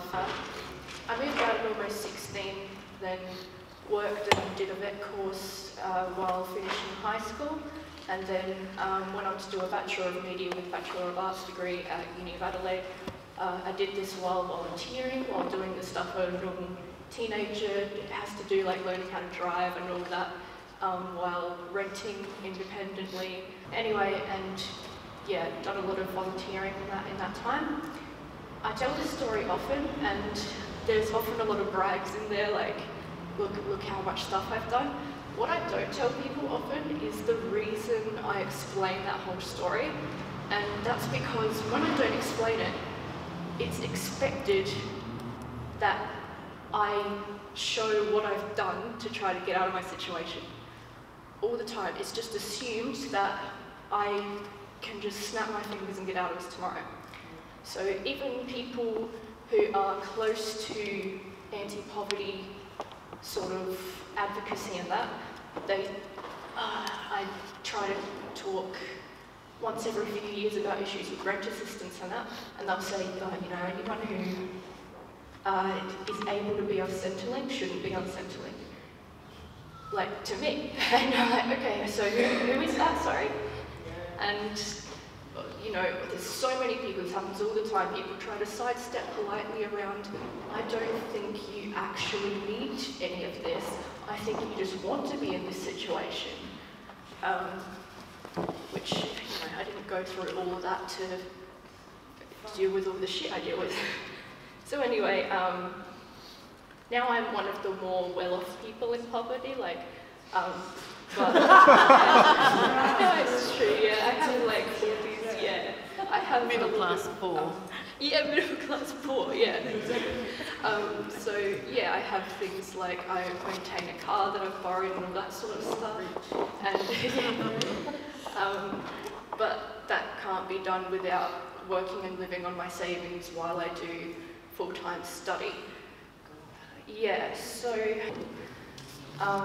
a lot of people give me a lot of bad advice on how to get out of poverty and on how to advocate for people in poverty. I'm pretty sick of it. I get a lot of advice on how to eat and how to live, and it's like, you should eat more vegetables with what fucking money? And then when I have the money, I'm working so much that I don't have time to go to the cheaper fucking vegetable market and get all of that just for it to go off in a week. I could go on about that all day. Anyway, then there's advice on other things to do. I haven't been in a job network myself because you don't get one when you study full time, but people say to my friends in job networks, they say, you know, apply for as many places as you can, put out those resumes, cold call. That's actually bad. That's not going to help you get anywhere. What we've got to work with to find employment is very limited. You have to do so bloody much. I'm struggling to find more work now while I finish honours as it is after all of this.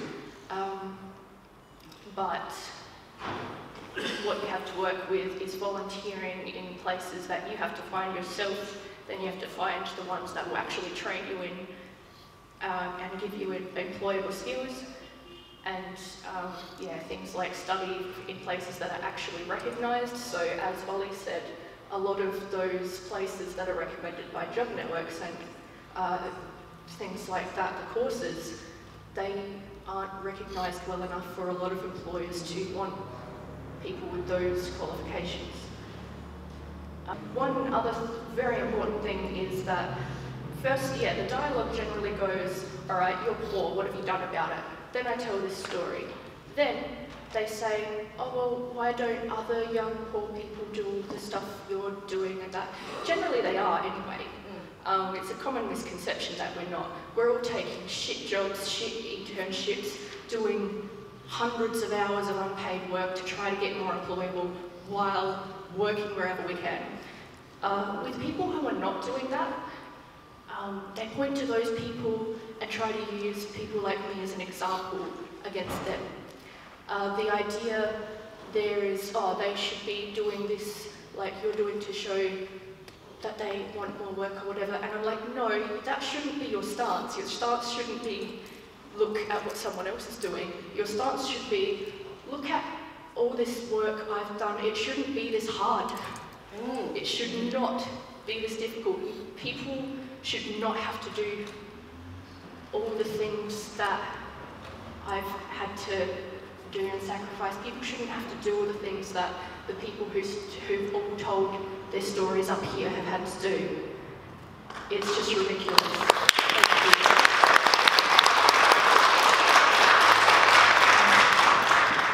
So the next steps toward getting people, young people, helping them get out of poverty are systemic ones. So obviously more work stability, scrapping those ridiculous internships that don't actually get you experience and just exploit you, scrapping work for the dole because they make you do shit that employers don't care about.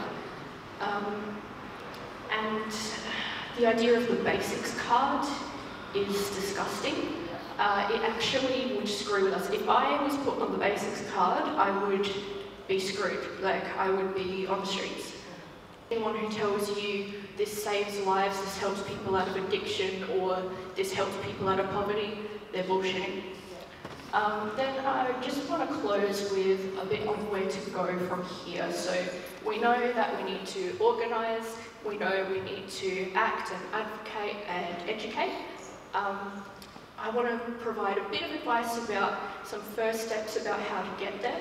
I think all the groups that have spoken today, Anti-Poverty Network, AAAP, and all the rest who I'm terrible with names, I'll remember after this, they're fantastic examples because the first step is to have a balance of the actions you do.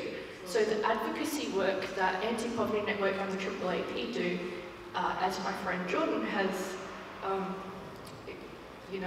made me realise as well, it's a form of direct action. So it's making an example against these job network providers that you can't just treat people this way. You need to know your shit when you're doing work that affects people's lives this much. And if you don't, then we're going to get together as a community and fight against that. And that's our right. And if you try to take that right away, we'll fight harder. So the next thing is mass actions like rallies and all that stuff. The trek for jobs, justice and dignity, which is on Monday, will be a form of mass action. And those things are really important, but they need to be very targeted as well. And you need to make sure, as a lot of other people have helped me realise as well, you need to make sure you're not just asking Parliament to do something that puts the power back in their hands. So you need to be telling them, you need to be making very clear to them that, you know, they're working for us and they have all their privileges because of us. Not making it sound like, please do this because you are the only one who can. People collectively can.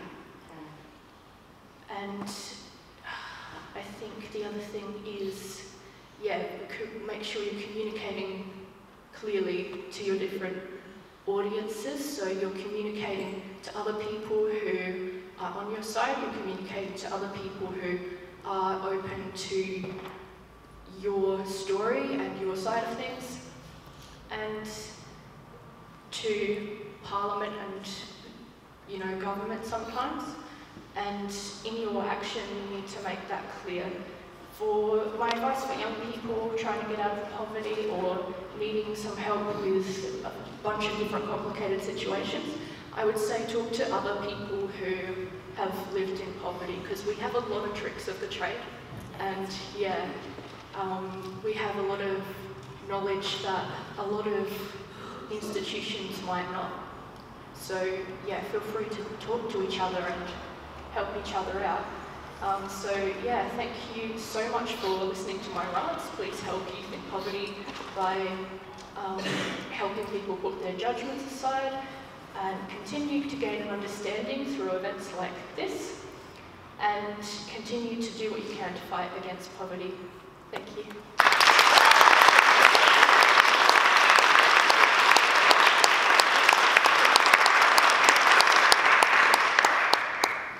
Thanks, Eves.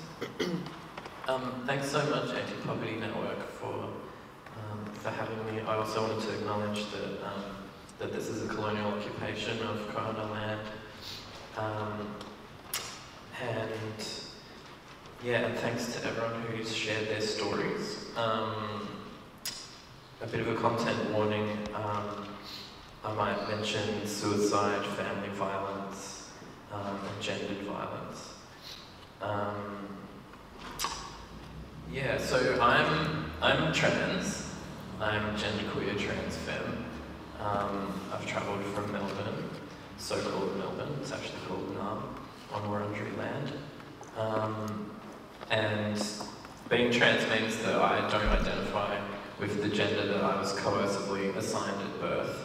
And all of us who were born in Australia and many other Western under Western health systems are all coercively assigned a gender at birth, either male or female, regardless of what our body is or what our gender actually is, or our chromosomes and our hormones and our genitals. So that's what that means. And that causes a lot of harm and violence and awful things in a lot of people's lives. And we're in a moment at the moment where an incredibly huge number of people are finding it safe to come out as trans way more than ever before, which is fantastic. I was homeless for a few months in 2015, and I've been living in poverty since I moved out of home. I became homeless because our applications for rental properties were constantly rejected by real estate agents, and the public housing waiting list is many years long. But I didn't have to sleep on the streets because I had other queer and trans, poor, unemployed people who let me sleep on their couch and their floor and stuff, even though they're living in houses that are falling down with barely any room for one person to live in a tiny room. My community is young, poor, unemployed, sexually and gender diverse, experiencing extreme psychological distress, disability, and the highest rates of sexual violence and gendered violence outside of remote Indigenous communities. And I would call this situation like a massive crisis. And a lot of this might be quite surprising or really heavy because it is one of these censored stories.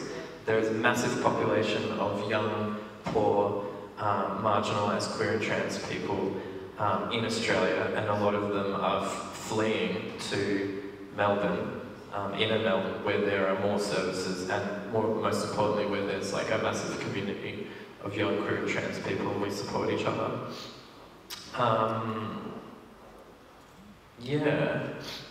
Since the equal marriage plebiscite started, we've lost a few young queer and trans people to suicide. And several of my friends have attempted suicide. This is just like a regular thing that happens in my community. An older gay liberation activist observed that HIV/AIDS wiped out most of his generation of queer and trans people, and today we worry about the potential for suicide, poverty and structural violence to wipe out many of our generation.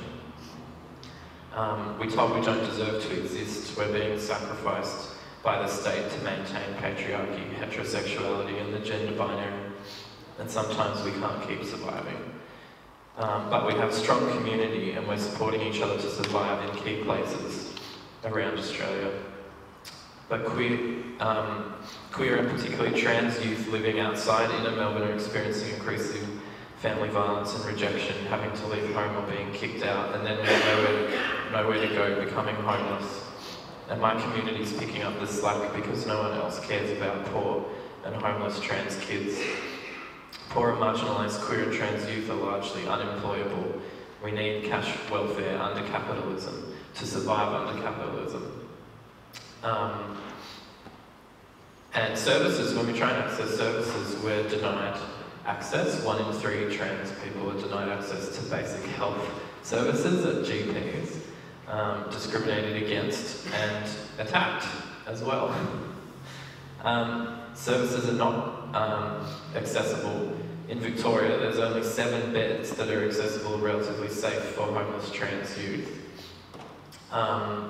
Every faith-based charity either openly or secretly excludes, discriminates against queer and trans people. And some, like the Salvation Army, literally tell us to go and kill ourselves. You can see it on the internet. They really hate queer and trans people, the Salvation Army. To access cash welfare, we're subject to punitive mutual obligation policy that we've heard a whole bunch about, so I won't go into detail. But it has particularly disastrous effects for queer and trans people. Like when I'm forced to go to my job agency and they refuse to recognise my physical and mental health situation outside of like sexuality and gender stuff that's going on, my job capacity. They're also transphobic and queerphobic. They tell me to work on the other side of the city in a warehouse. Even though I'm trans femme and I'm going to get bullied within 5 minutes of turning up, and my back is destroyed by working in a timber yard for years with no OH&S. I've made so much money for bosses and it's taken a huge toll on my body and my brain, and I'm only 30. The mutual obligation policy and job activity requirements and having to attend these appointments is the #1 exacerbating factor for people's mental health, young queer and trans people's mental health situations, and I think lots of other people as well. And access to public housing is designed to exclude queer and trans people and queer familial structures. Many of us don't live like heterosexual and cisgender people. Cisgender people are people who do identify with the gender they were coercively assigned at birth. We have different kinds of relationships and families, and they're not accommodated for or recognised. And we need public housing that can accommodate for those things. And also social services. We need more than just New Start and all of these other things we've got, but we need like carer payments for like trans mums that are looking after 8 poor trans kids that have just arrived from regional areas and need someone to cook for them. And this trans mum is living off of New Start? No, like she needs access to carer payments and all this sort of stuff. And as Auckland Action Against Poverty explained, welfare and public housing, while important tools to address uneven distribution of power under capitalism and colonisation, are significant tools of social control through which whiteness, patriarchy, heterosexuality and the gender binary can be constructed, implemented and enforced. We're not just living in deep poverty and dipping in and out of homelessness, but our very existence is denied. Our lives are policed and disciplined. Our abusers, like the police, are given billions to continue harming us, while the few services that are accessible to us are deprived of support and resources. This is heavy stuff, I know, but I felt like it was important to share because it doesn't get heard very often. And also acknowledge that right now, it's just a massive privilege to be invited to come here, and I'm talking because there's not many people in my community that have experience coming to things like this and saying stuff. But these things have led us to some new ways of doing things that point to a strong, resilient and hopeful future. And I thought I'd mention a few of them that maybe some people haven't heard about. Things like transformative justice and community accountability, so like responding to family violence and sexual violence and stuff in our communities. Because you go to the police and they laugh at you, they don't do anything. Criminal legal system isn't designed to transform social relations or support people, although there are some tools that are really useful still. And building community resilience outside of the police and the state. If the police are the ones bringing violence to your community, you can't rely on them. Things like more organised networks of shared houses and information about what services are accessible and safe for queer and trans people. And it'd be nice to see more services that are accessible and safe for us. Yeah, and I'd like to see job agencies just start ticking people off and saying, yep, you came to this appointment, you did this activity, done. And they need to start doing that right now, and they need to start doing it with everyone, because it's severely harming people, and it leads to self-harm, it leads to suicide, and that's just got to stop. Anyone who's working or knows anyone working in a job agency, disability employment service, and are not just ticking people off and saying that they're doing the activities and not forcing them to come in and do these things, needs to start doing that immediately. And I want to end on an empowering note, and some of you might have heard about this already, but in Victoria we have a so-called lefty Labor government that's supposed to be amazing, but it's given $2 billion to Victoria Police and only a few $100 million to family violence programs, refusing to fund the life-saving services for queer and trans people, and more recently it's selling off public housing to private developers while attacking the many homeless camps in the city as they pop up. They also keep thousands of state-owned homes empty, so last year 4 queer women decided to squat one of them and they were evicted immediately because the lefty Labor state government doesn't like homeless people getting into housing apparently. And it sparked a movement where we occupied at peak 14 empty properties the state government was leaving empty, and housed 60 to 80 homeless people. And that went for about 8 months, and the state government destroyed it because that's what lefty Labor state governments like to do. But what was the best thing about it, I think, was that 3 homes were controlled autonomously by First Nations communities. 1 house was for trans women and femmes specifically. 2 houses were for people escaping family violence. 1 house was for homeless students.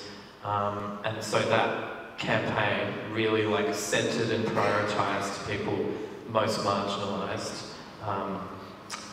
The most marginalised, poor and homeless people, which I think is really important for every anti-poverty and homeless campaign to do. Yeah, but thanks for listening, and we're surviving and resisting, and direct action gets the goods. Yeah, and come and talk to us about things.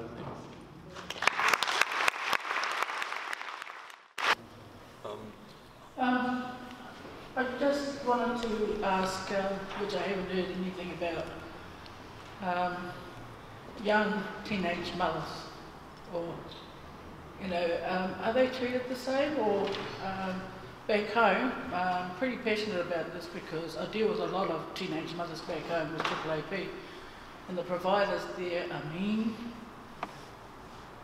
I'm always fighting them, I go over their heads if I have to. They receive their benefits, and they give the girls $60, and that's to provide for them and a baby. Is that situation the same here? Do you want me to Here we have a slightly different, speaking on behalf of single parents through the United Soul Parents Network. Here we have a slightly different procedures with single parents. They do get a pension until the youngest child is 8, which until the youngest child is 6 normally doesn't have any mutual obligations, which means that their pension goes into their bank every fortnight. They don't have to do anything for that money except raise their children, which is what parents should be doing. They have in the last 2 years started bringing in what's called Parents Next here in Australia. Parents Next program starts when your youngest child is 6 months old and is sending them through job agencies. So this is supposed to be it's in areas, I believe it's in Playford here in South Australia, the same areas that are hit by the basics card. And the idea behind it from the government point of view is to try and stop generational welfare dependency and to try and get these mothers work ready before their children hit school. Problem is, it's costing parents money to do these programs. It's not helping a lot of the children, and it's putting more stress on the family situation with increased childcare costs and things like that when the parent should be at home nurturing. So we are starting to deal with a bit of that. It's a program that they've snuck under the table because they're still calling it a trial, and it's only in very selected areas that have higher unemployment.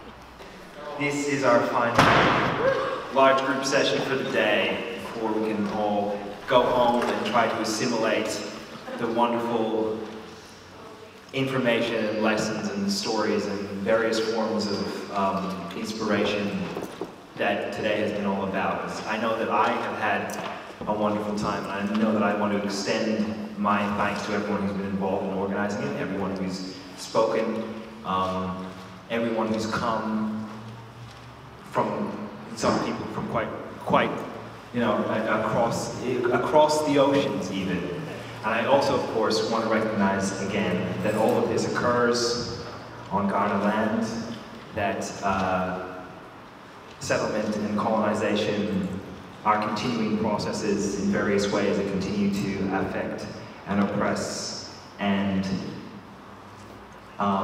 basically, in one way or another, create a situation of inequality and privilege and structural racism, which affects all of our lives, whether we're aware of it or not. And so, to elders past, present, and future, I extend my recognition, and yeah, let's continue in the spirit of the day so far, which has been wonderful. So this session is entitled Taking Back Our Power, How Privatization and Gas Led to Skyrocketing Electricity Prices. And obviously that's something that has been, you know, very much in the news, very much a widespread topic of controversy, you know, up to the present moment. And discussing it today, we have Dr. Renfrey Clark, who's the environment correspondent for Greenland Weekly. We have Tammy Franks, a member of the Legislative Council for the South Australian Greens. And we have Daniel Spencer from Solar Citizens and AYCC as well. Solar Citizens now. Just Solar Citizens now. A very experienced activist in all of these areas. And I believe, Tammy, you were going to speak first? Please, welcome, Tammy.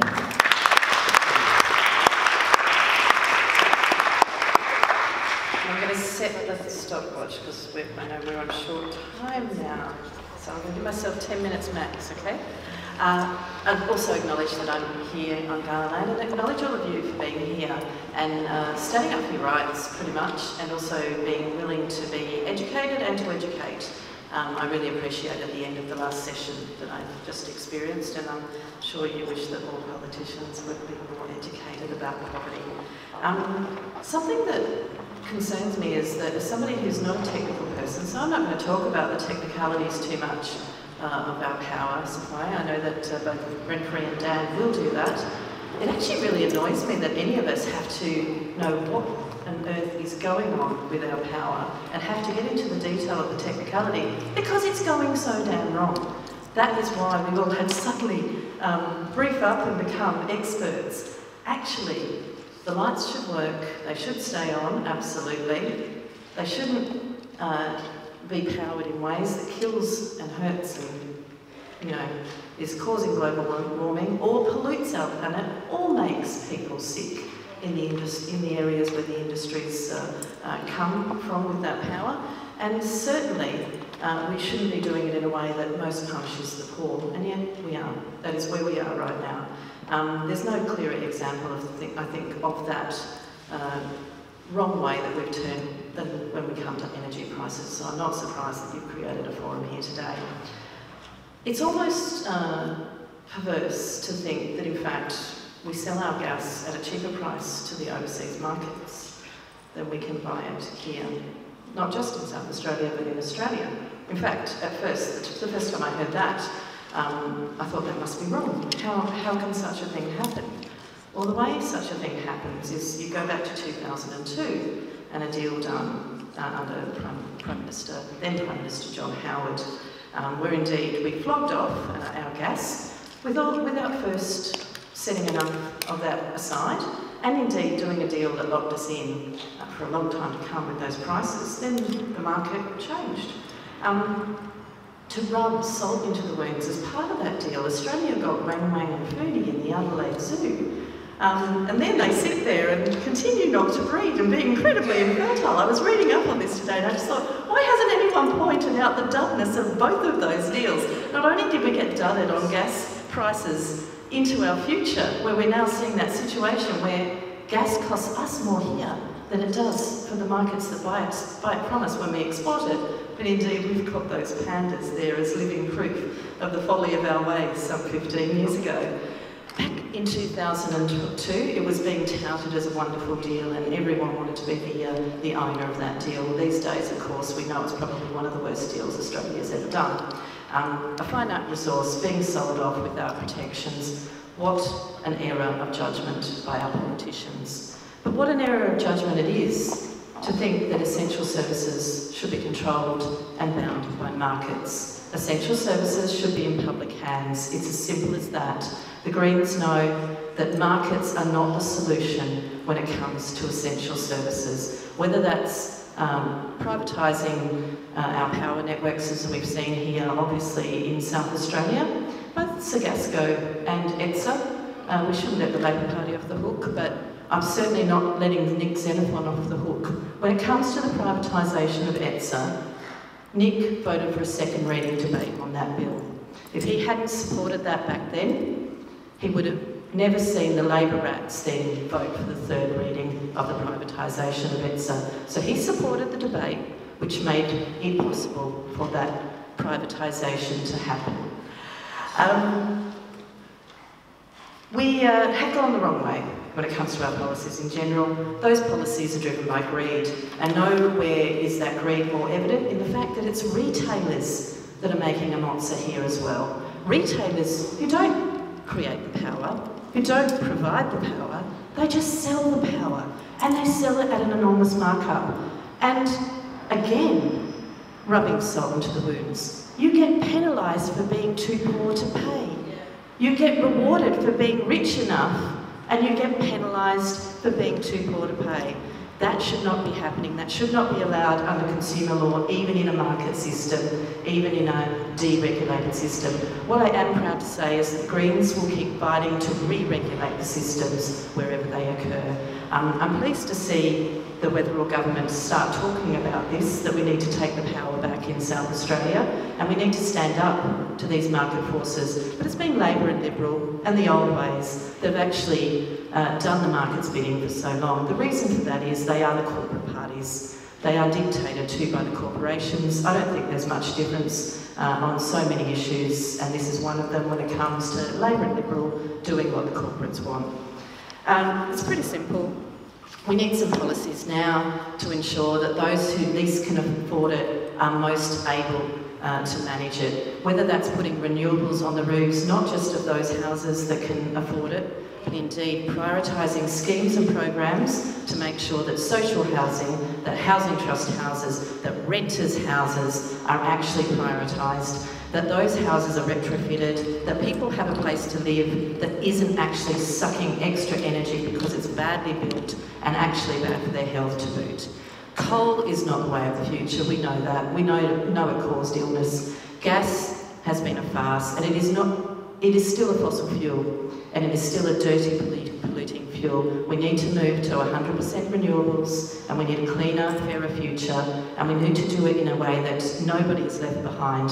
Not those people living on Tuvalu right now, whose island home is going under, and not those people living in Paralawi or Salisbury North, where I used to live, who can't afford to embrace the future of the renewables but need our support to make that happen. The Greens will continue to fight for that, and I look forward to all parties coming on board, seeing the folly of their ways, and, you know, perhaps one day Wang Wang and Fubi may actually have a baby panda, but I don't think they're going to have that anytime soon, and certainly I think I would rather see the Labor and Liberal Party actually admit the market is the thing that's failed, and politics has failed by allowing the markets to rule. Simple as that. I was told to keep it short.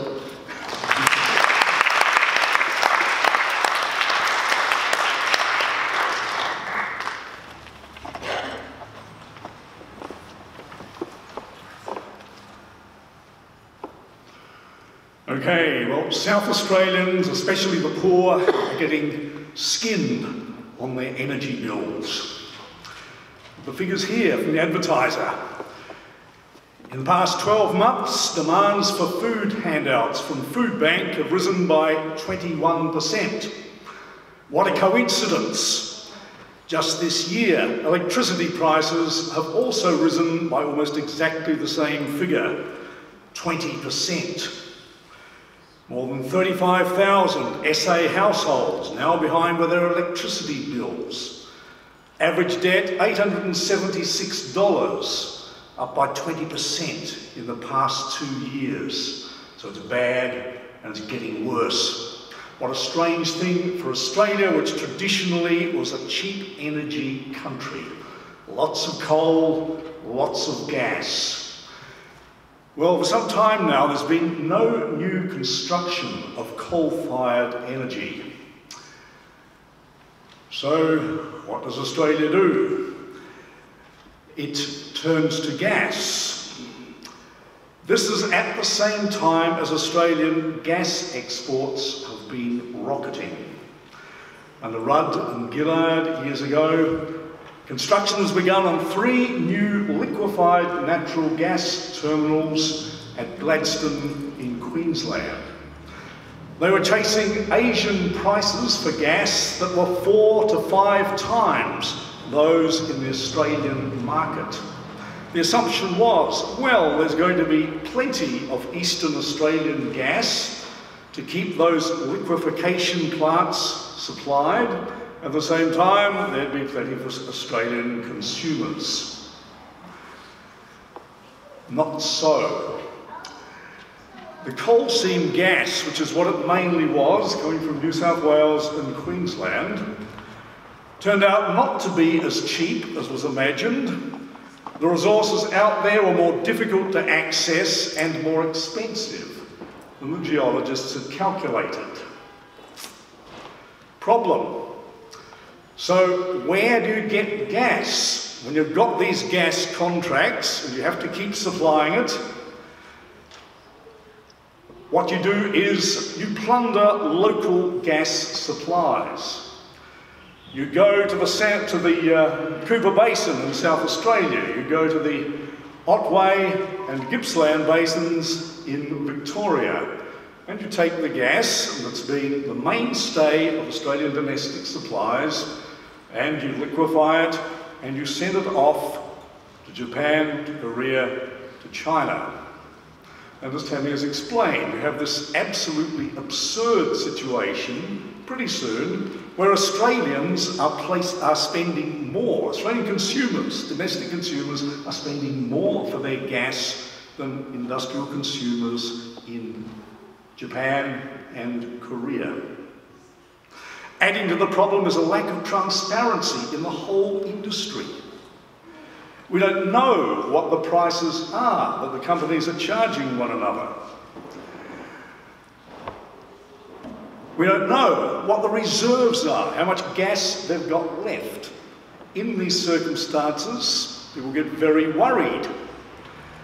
Industrial purchasers of gas in Australia start spending sky-high prices in order to secure forward gas contracts. They're practically bankrupted by their energy bills. Some of them go under. Workers lose their jobs because of this fiasco in the gas industry. And all the time, prices for electricity, which largely comes from gas now, especially in South Australia, are going up and up. Prices in the first half of Australia paid by domestic electricity consumers are roughly double what they were in 2011, even allowing for inflation. So somebody's cleaning up. and it's not us. Now, of course, a situation like this, where so many people are hurting, is political poison for governments in power. Turnbull in September. Right, we're going to deal with the gas producers, we're going to be strict, we're going to reserve supplies so that Australian consumers have enough. And in effect, this declaration will cut off some of the spikes that are so expensive. But the other problem is that the cheap gas of the past has gone. Traditionally, not that long ago, Australians paid about $4 per megajoule for natural gas. The price now, after Turnbull's reservation of supplies, is likely to bounce around $7 to $10. So from $4 to $7 to $10 in the space of a few years. And it's not going down, because remember, this is largely coal seam gas in eastern Australia, and the coal seam is not there in the quantities they anticipated. It's not as cheap as they expected it would be. So there's an unbelievable mess in this whole energy industry in Australia. The poor are getting screwed, the manufacturers are screaming, jobs are being lost, and incidentally, the environment is being wrecked, because this is, after all, fossil fuel. And the basic problem, private control over something that is a natural monopoly. There are only a few producers in this privatised Australian energy system, especially in gas. There's limited competition between the 6 major firms. They all know one another, they're all looking over their shoulders, nudge, nudge, wink, wink. Why should we bankrupt one another when we can collude together and bankrupt the consumer? Pipelines are an additional problem. The monopoly practices here are notorious and the profits are exceedingly great. There's very little competition in the Australian gas pipeline industry. So the solutions to this are basically political. We have to go for renewables in a big way, because renewables are cheap and getting very much cheaper quite quickly. The energy industry needs to be under public ownership. It has to be under democratic control. And we have to plan it so that these appalling schmozzles don't occur in the future. We have to do it properly, not coal seam gas, but renewables and storage.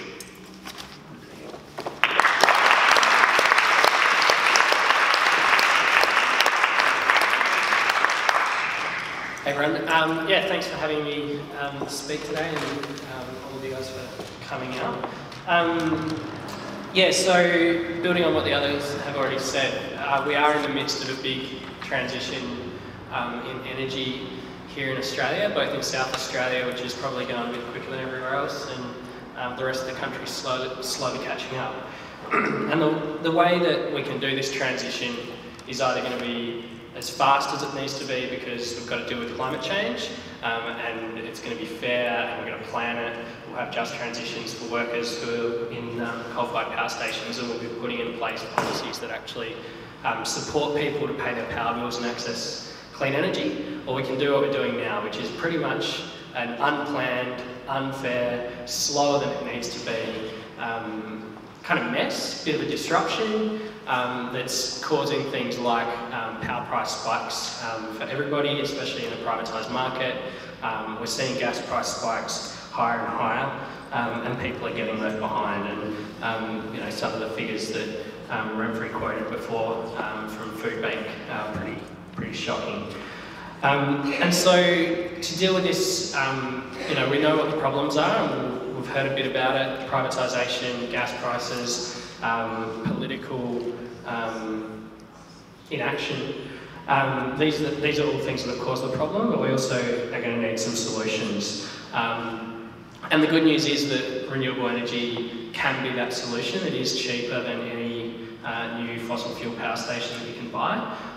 but we need government action to do it, and that means that we're going to need people working together, campaigning for it, to actually make them deliver it. And that's what happened with the campaign for solar thermal in Port Augusta, which I was lucky to be involved in. We had unions, local business, local community, activists, all working together towards a common goal, and we've finally seen that happen this year.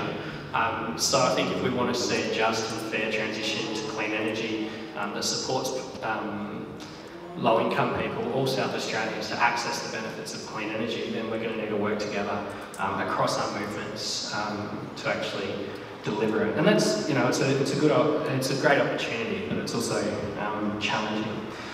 And we also need new ideas, and I was going to have a slideshow, but but that's okay. But last federal election, Solar Citizens, who are a non-profit national advocacy group I work for now, we partnered with GetUp to commission something called the Homegrown Power Plan that you can download off the net, and it basically shows how you can get to 100% renewables by 2030, and that it would be quicker than if we stayed with fossil fuels, cheaper than if we stayed with fossil fuels till 2030, and it outlines a whole bunch of different policy ideas, and we're going to be doing one of those, releasing by the end of the year for South Australia as well, before the state election. So I wanted to talk about a couple of the policies, ideas that we have that we'll be campaigning for, that you guys might be interested in.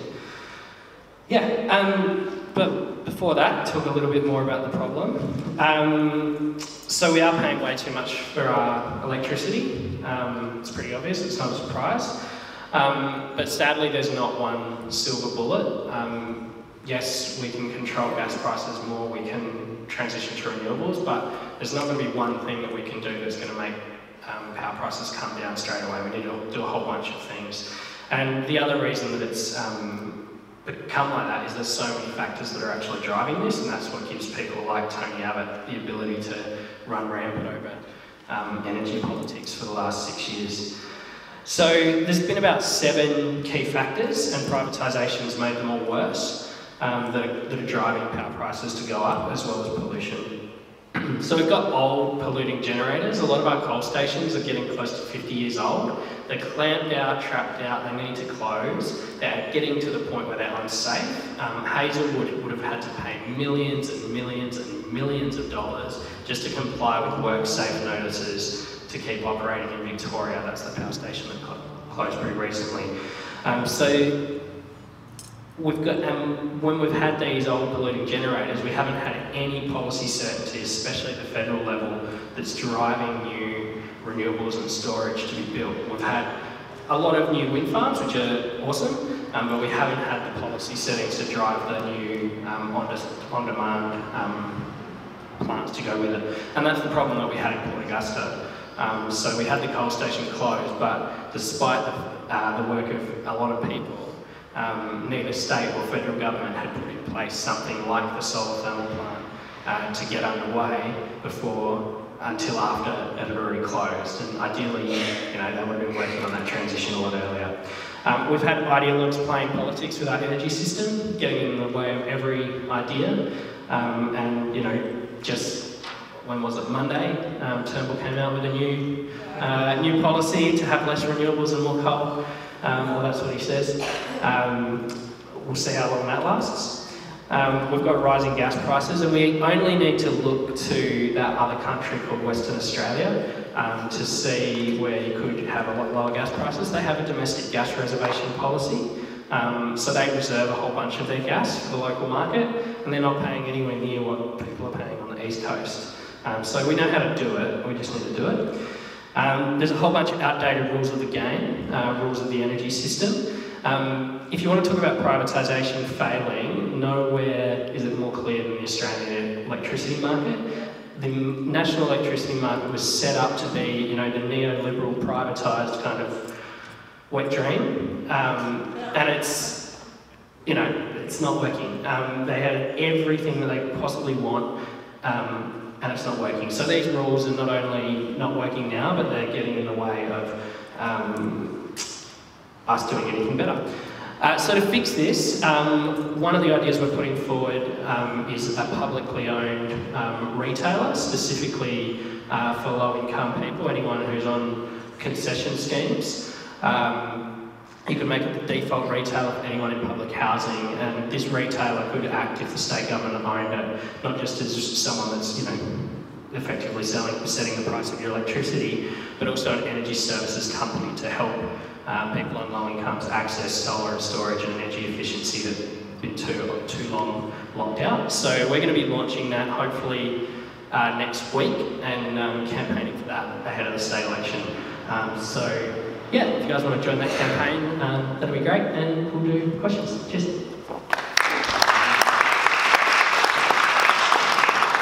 Thank you very much, Renfrey, Tammy, and Dan.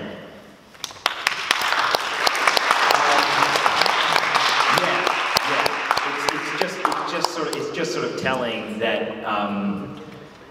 these same kind of economic, these same kind of political directions that have had such, that we've been discussing about their distorting effects immediately on the welfare system, they obviously extend throughout the entire economy. And we're so far as people on the margins, as people struggling from having control over that.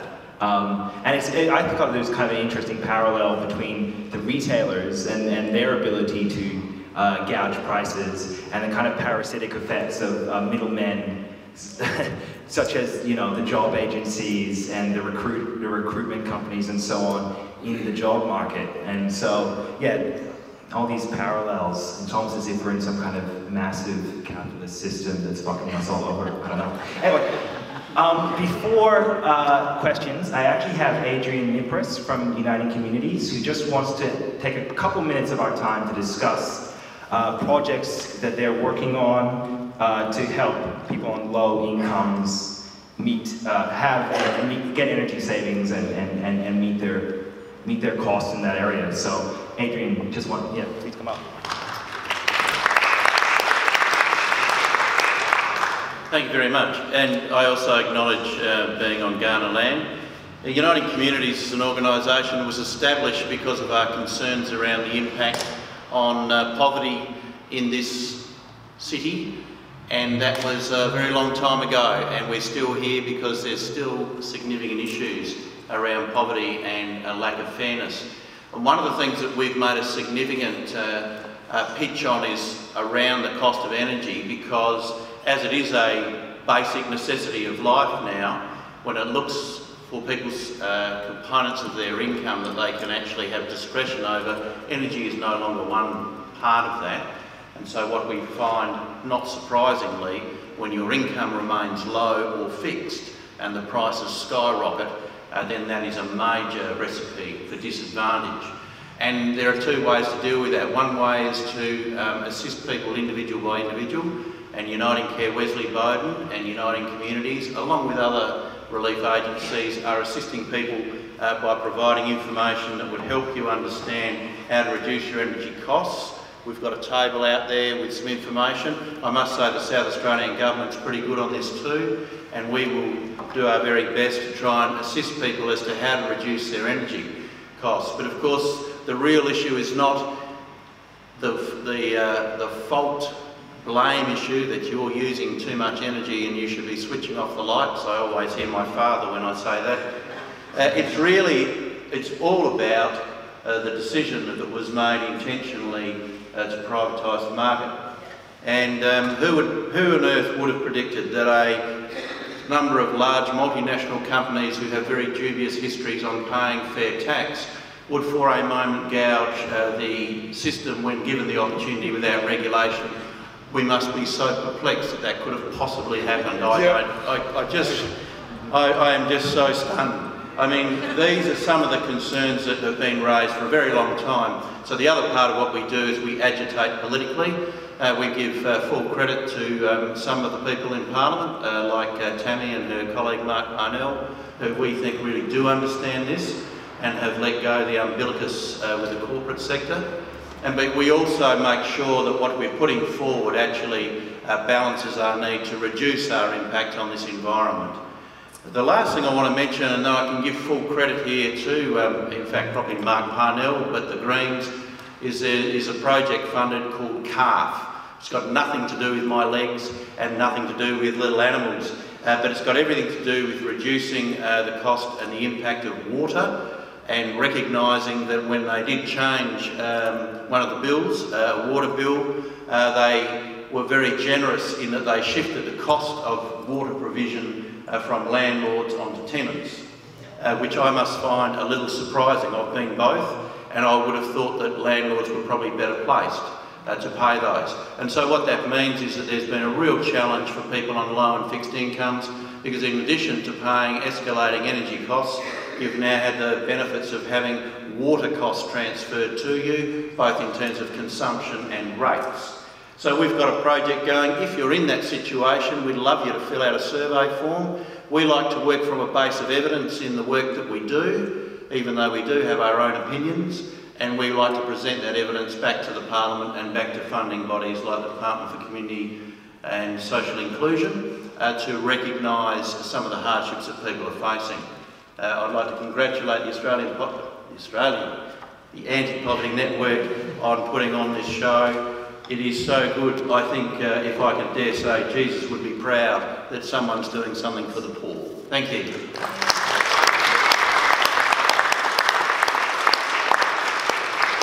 Thanks, Adrian. And we'll just move quickly on to questions. I think we only have time for 2 or 3, so I've just seen 3 hands up, so it's you. And we don't have that wonderful little microphone that we had before, so do you reckon just speak up? I've just got a question about energy costs, and I read something from the ABC looking at the comparison between coal and renewable energy, and making the point that when whoever was on Q&A said, I think it was Canavan, about comparing old generation, that the sunk costs are gone and all that. But when you look at the potential costs of new coal fire, that's when the comparison shows renewables to be cheaper. But my question is about the porting us to solar, and does that use gas as a power source at some stage? It doesn't? No, so there are some solar thermal technologies that use older ones that used a bit of gas to preheat the turbine in the morning. But Port Augusta doesn't. What it does is it heats up a thing called molten salt, and it stores it in these hot tanks, and that lasts overnight, and so then when it wants to fire up, it just uses that to generate power itself. So no gas. Thank you. No worries. Yes, well, the cheapest power around is established coal. But as we've heard, old coal plants are like old cars. They break down, they're unreliable. Eventually, it's just too expensive to keep running them, you have to replace them. If you make the comparison between existing coal and new renewables, then it looks fairly good for the coal. But if you have to replace the coal and the gas, then it's different. And you now find that the levelised cost of energy for renewables is actually less than it is for new coal or gas. The relevant figures are about 80 cents $80 per megawatt hour versus $75 per megawatt hour. So for the future, the renewables are the way to go. That's even including appropriate storage. So there's no question about it on those grounds. Okay, we had one more question in the middle here. Oh, actually, no, sorry, she got your hand up just before you, Andy, sorry. Just behind you. Yeah. Hi, my name is Susan. It's not a question, just a response to Tammy's comments. Thank you. Representation of the question. To hear politicians based on us and actually saying this, I come here from a personal point of view, but also as an advocate, I'm a financial counsellor, so I'm representing SACA, but also the SAR Foundation. But I work for women and speaking for women at the moment, that are definitely domestic violence situations. And at the moment,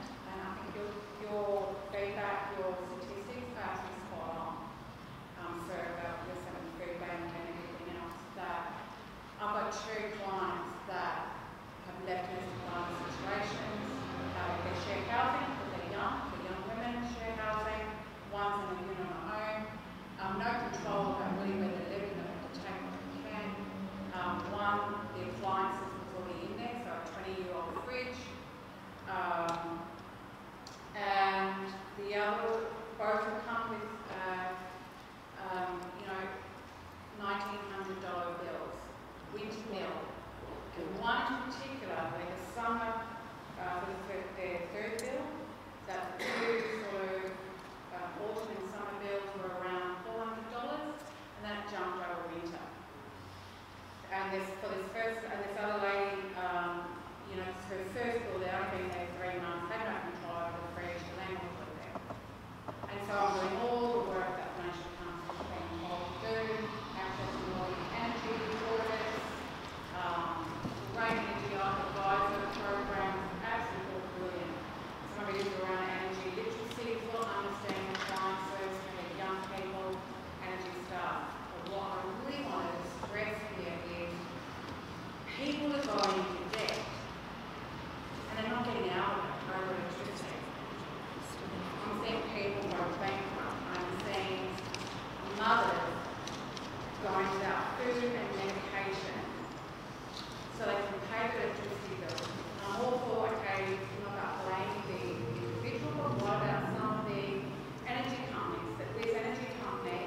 I'm really sorry, I'm going to have to ask you to wrap up. Okay, so I just also want to say the thing with Tammy, but also when we start putting more pressure back onto the energy companies, they hike their fees up over the winter without informing the customer.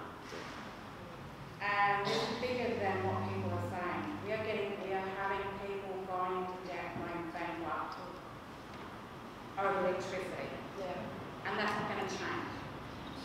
Yeah. Until someone can actually say, yeah, the prices are coming down. And if you're in rental, and you're young, or you're sharing, or you come from some marginalised background, you're screwed. You're going in debt over power and electricity. Yep. Giving all the information and doing all the right things.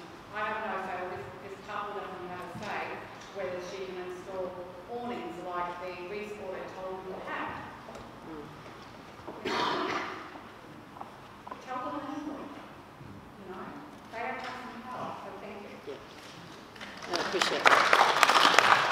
Just one thing I did forget to say, because I was rushing through my speech and I didn't refer to it all in the end. You also get told, you get blamed, you know, if your power bills are high. You also get told to shop around. Seriously, that is not a solution. They're all there to rip you off, so. I'm really sorry, no, Yeah. I'm sorry, but we have to be out of here. We're on a schedule at the moment. I just wanted to give Kim an opportunity to ask a question. My question, I'll try and summarise it. It was 2 questions rolled into one. The first is, when we originally had a fix, when people were putting solar on their roofs and getting really high rebates, those rebates were passed on to every single other customer.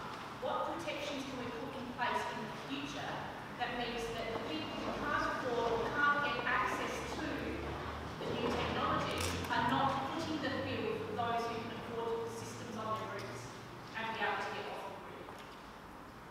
And the other one is, in electricity in Australia, we have the AER, so the energy retailer, and authority, regulator. But who is actually auditing and keeping track of the actual rebates? So the AER deal with the middleman, so the poles and lights, the networks, and those lights, but who's actually regulating and monitoring the prices and reductions that they've managed that are coming in other forms that have been passed on? I know for one, in my present situation, I didn't see a cent of the supposed $500 a year reduction that removing the carbon price was supposed to reduce due to our power bills. My bills went up, not down.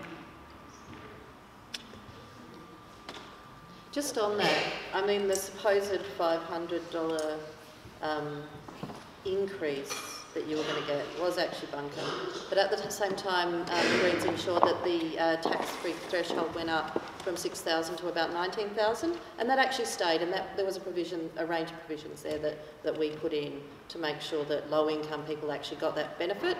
But the $500 was actually bunkum.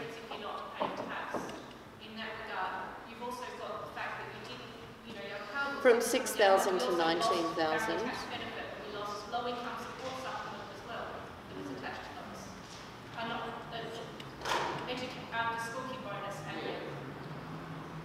Yep. We're both attached to that. So a lot of families are out more but even if you would have got that $500 discount, it still would have been out a lot more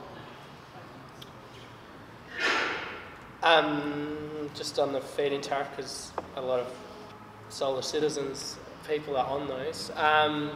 Yeah, I agree. I think, you know, the way they were set up originally was regressive, and so you could do things like what they're done in Queensland. They've taken it off the bill onto the government's budget, so people are still getting their feed-in, but it's coming off the budget. Not everyone's consumers. You could set it up so that people under a certain income bracket don't get that put on their bill.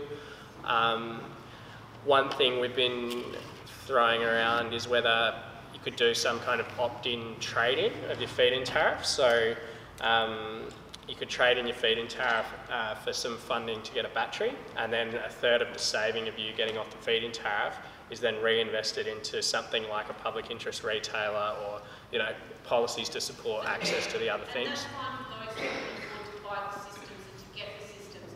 But we're talking about most people in this room would be renting or in housing houses that can't get those systems put on.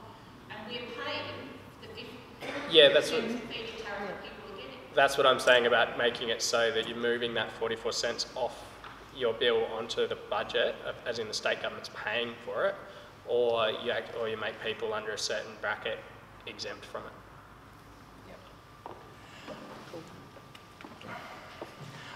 I think I just want to wrap up by saying, going back to what John Falzon said this morning, and these extremely complex problems, there's a lot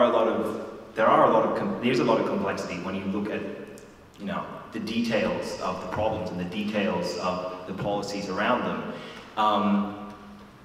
But in a very simple sense, it has to do with the entire theme of this conference. And I just kind of realized that actually the conference title is actually a pun on this session, so at the moment you're in the middle of the punchline, which is in the middle of the conference because we can't tell a joke to save our lives. So, power to the poor, right? And, yeah, pretty bad. But it is about building democratic power around all of these issues. Our livelihoods are being destroyed from two directions, both the reductions of these payments, the squeeze on wages, and the increases on the cost of living, because everything is kind of going out of control. And it is about finding ways, as many avenues as we can, to work together to take the power back. And with that note, I actually have some housekeeping that David needs to take care of, so thank you.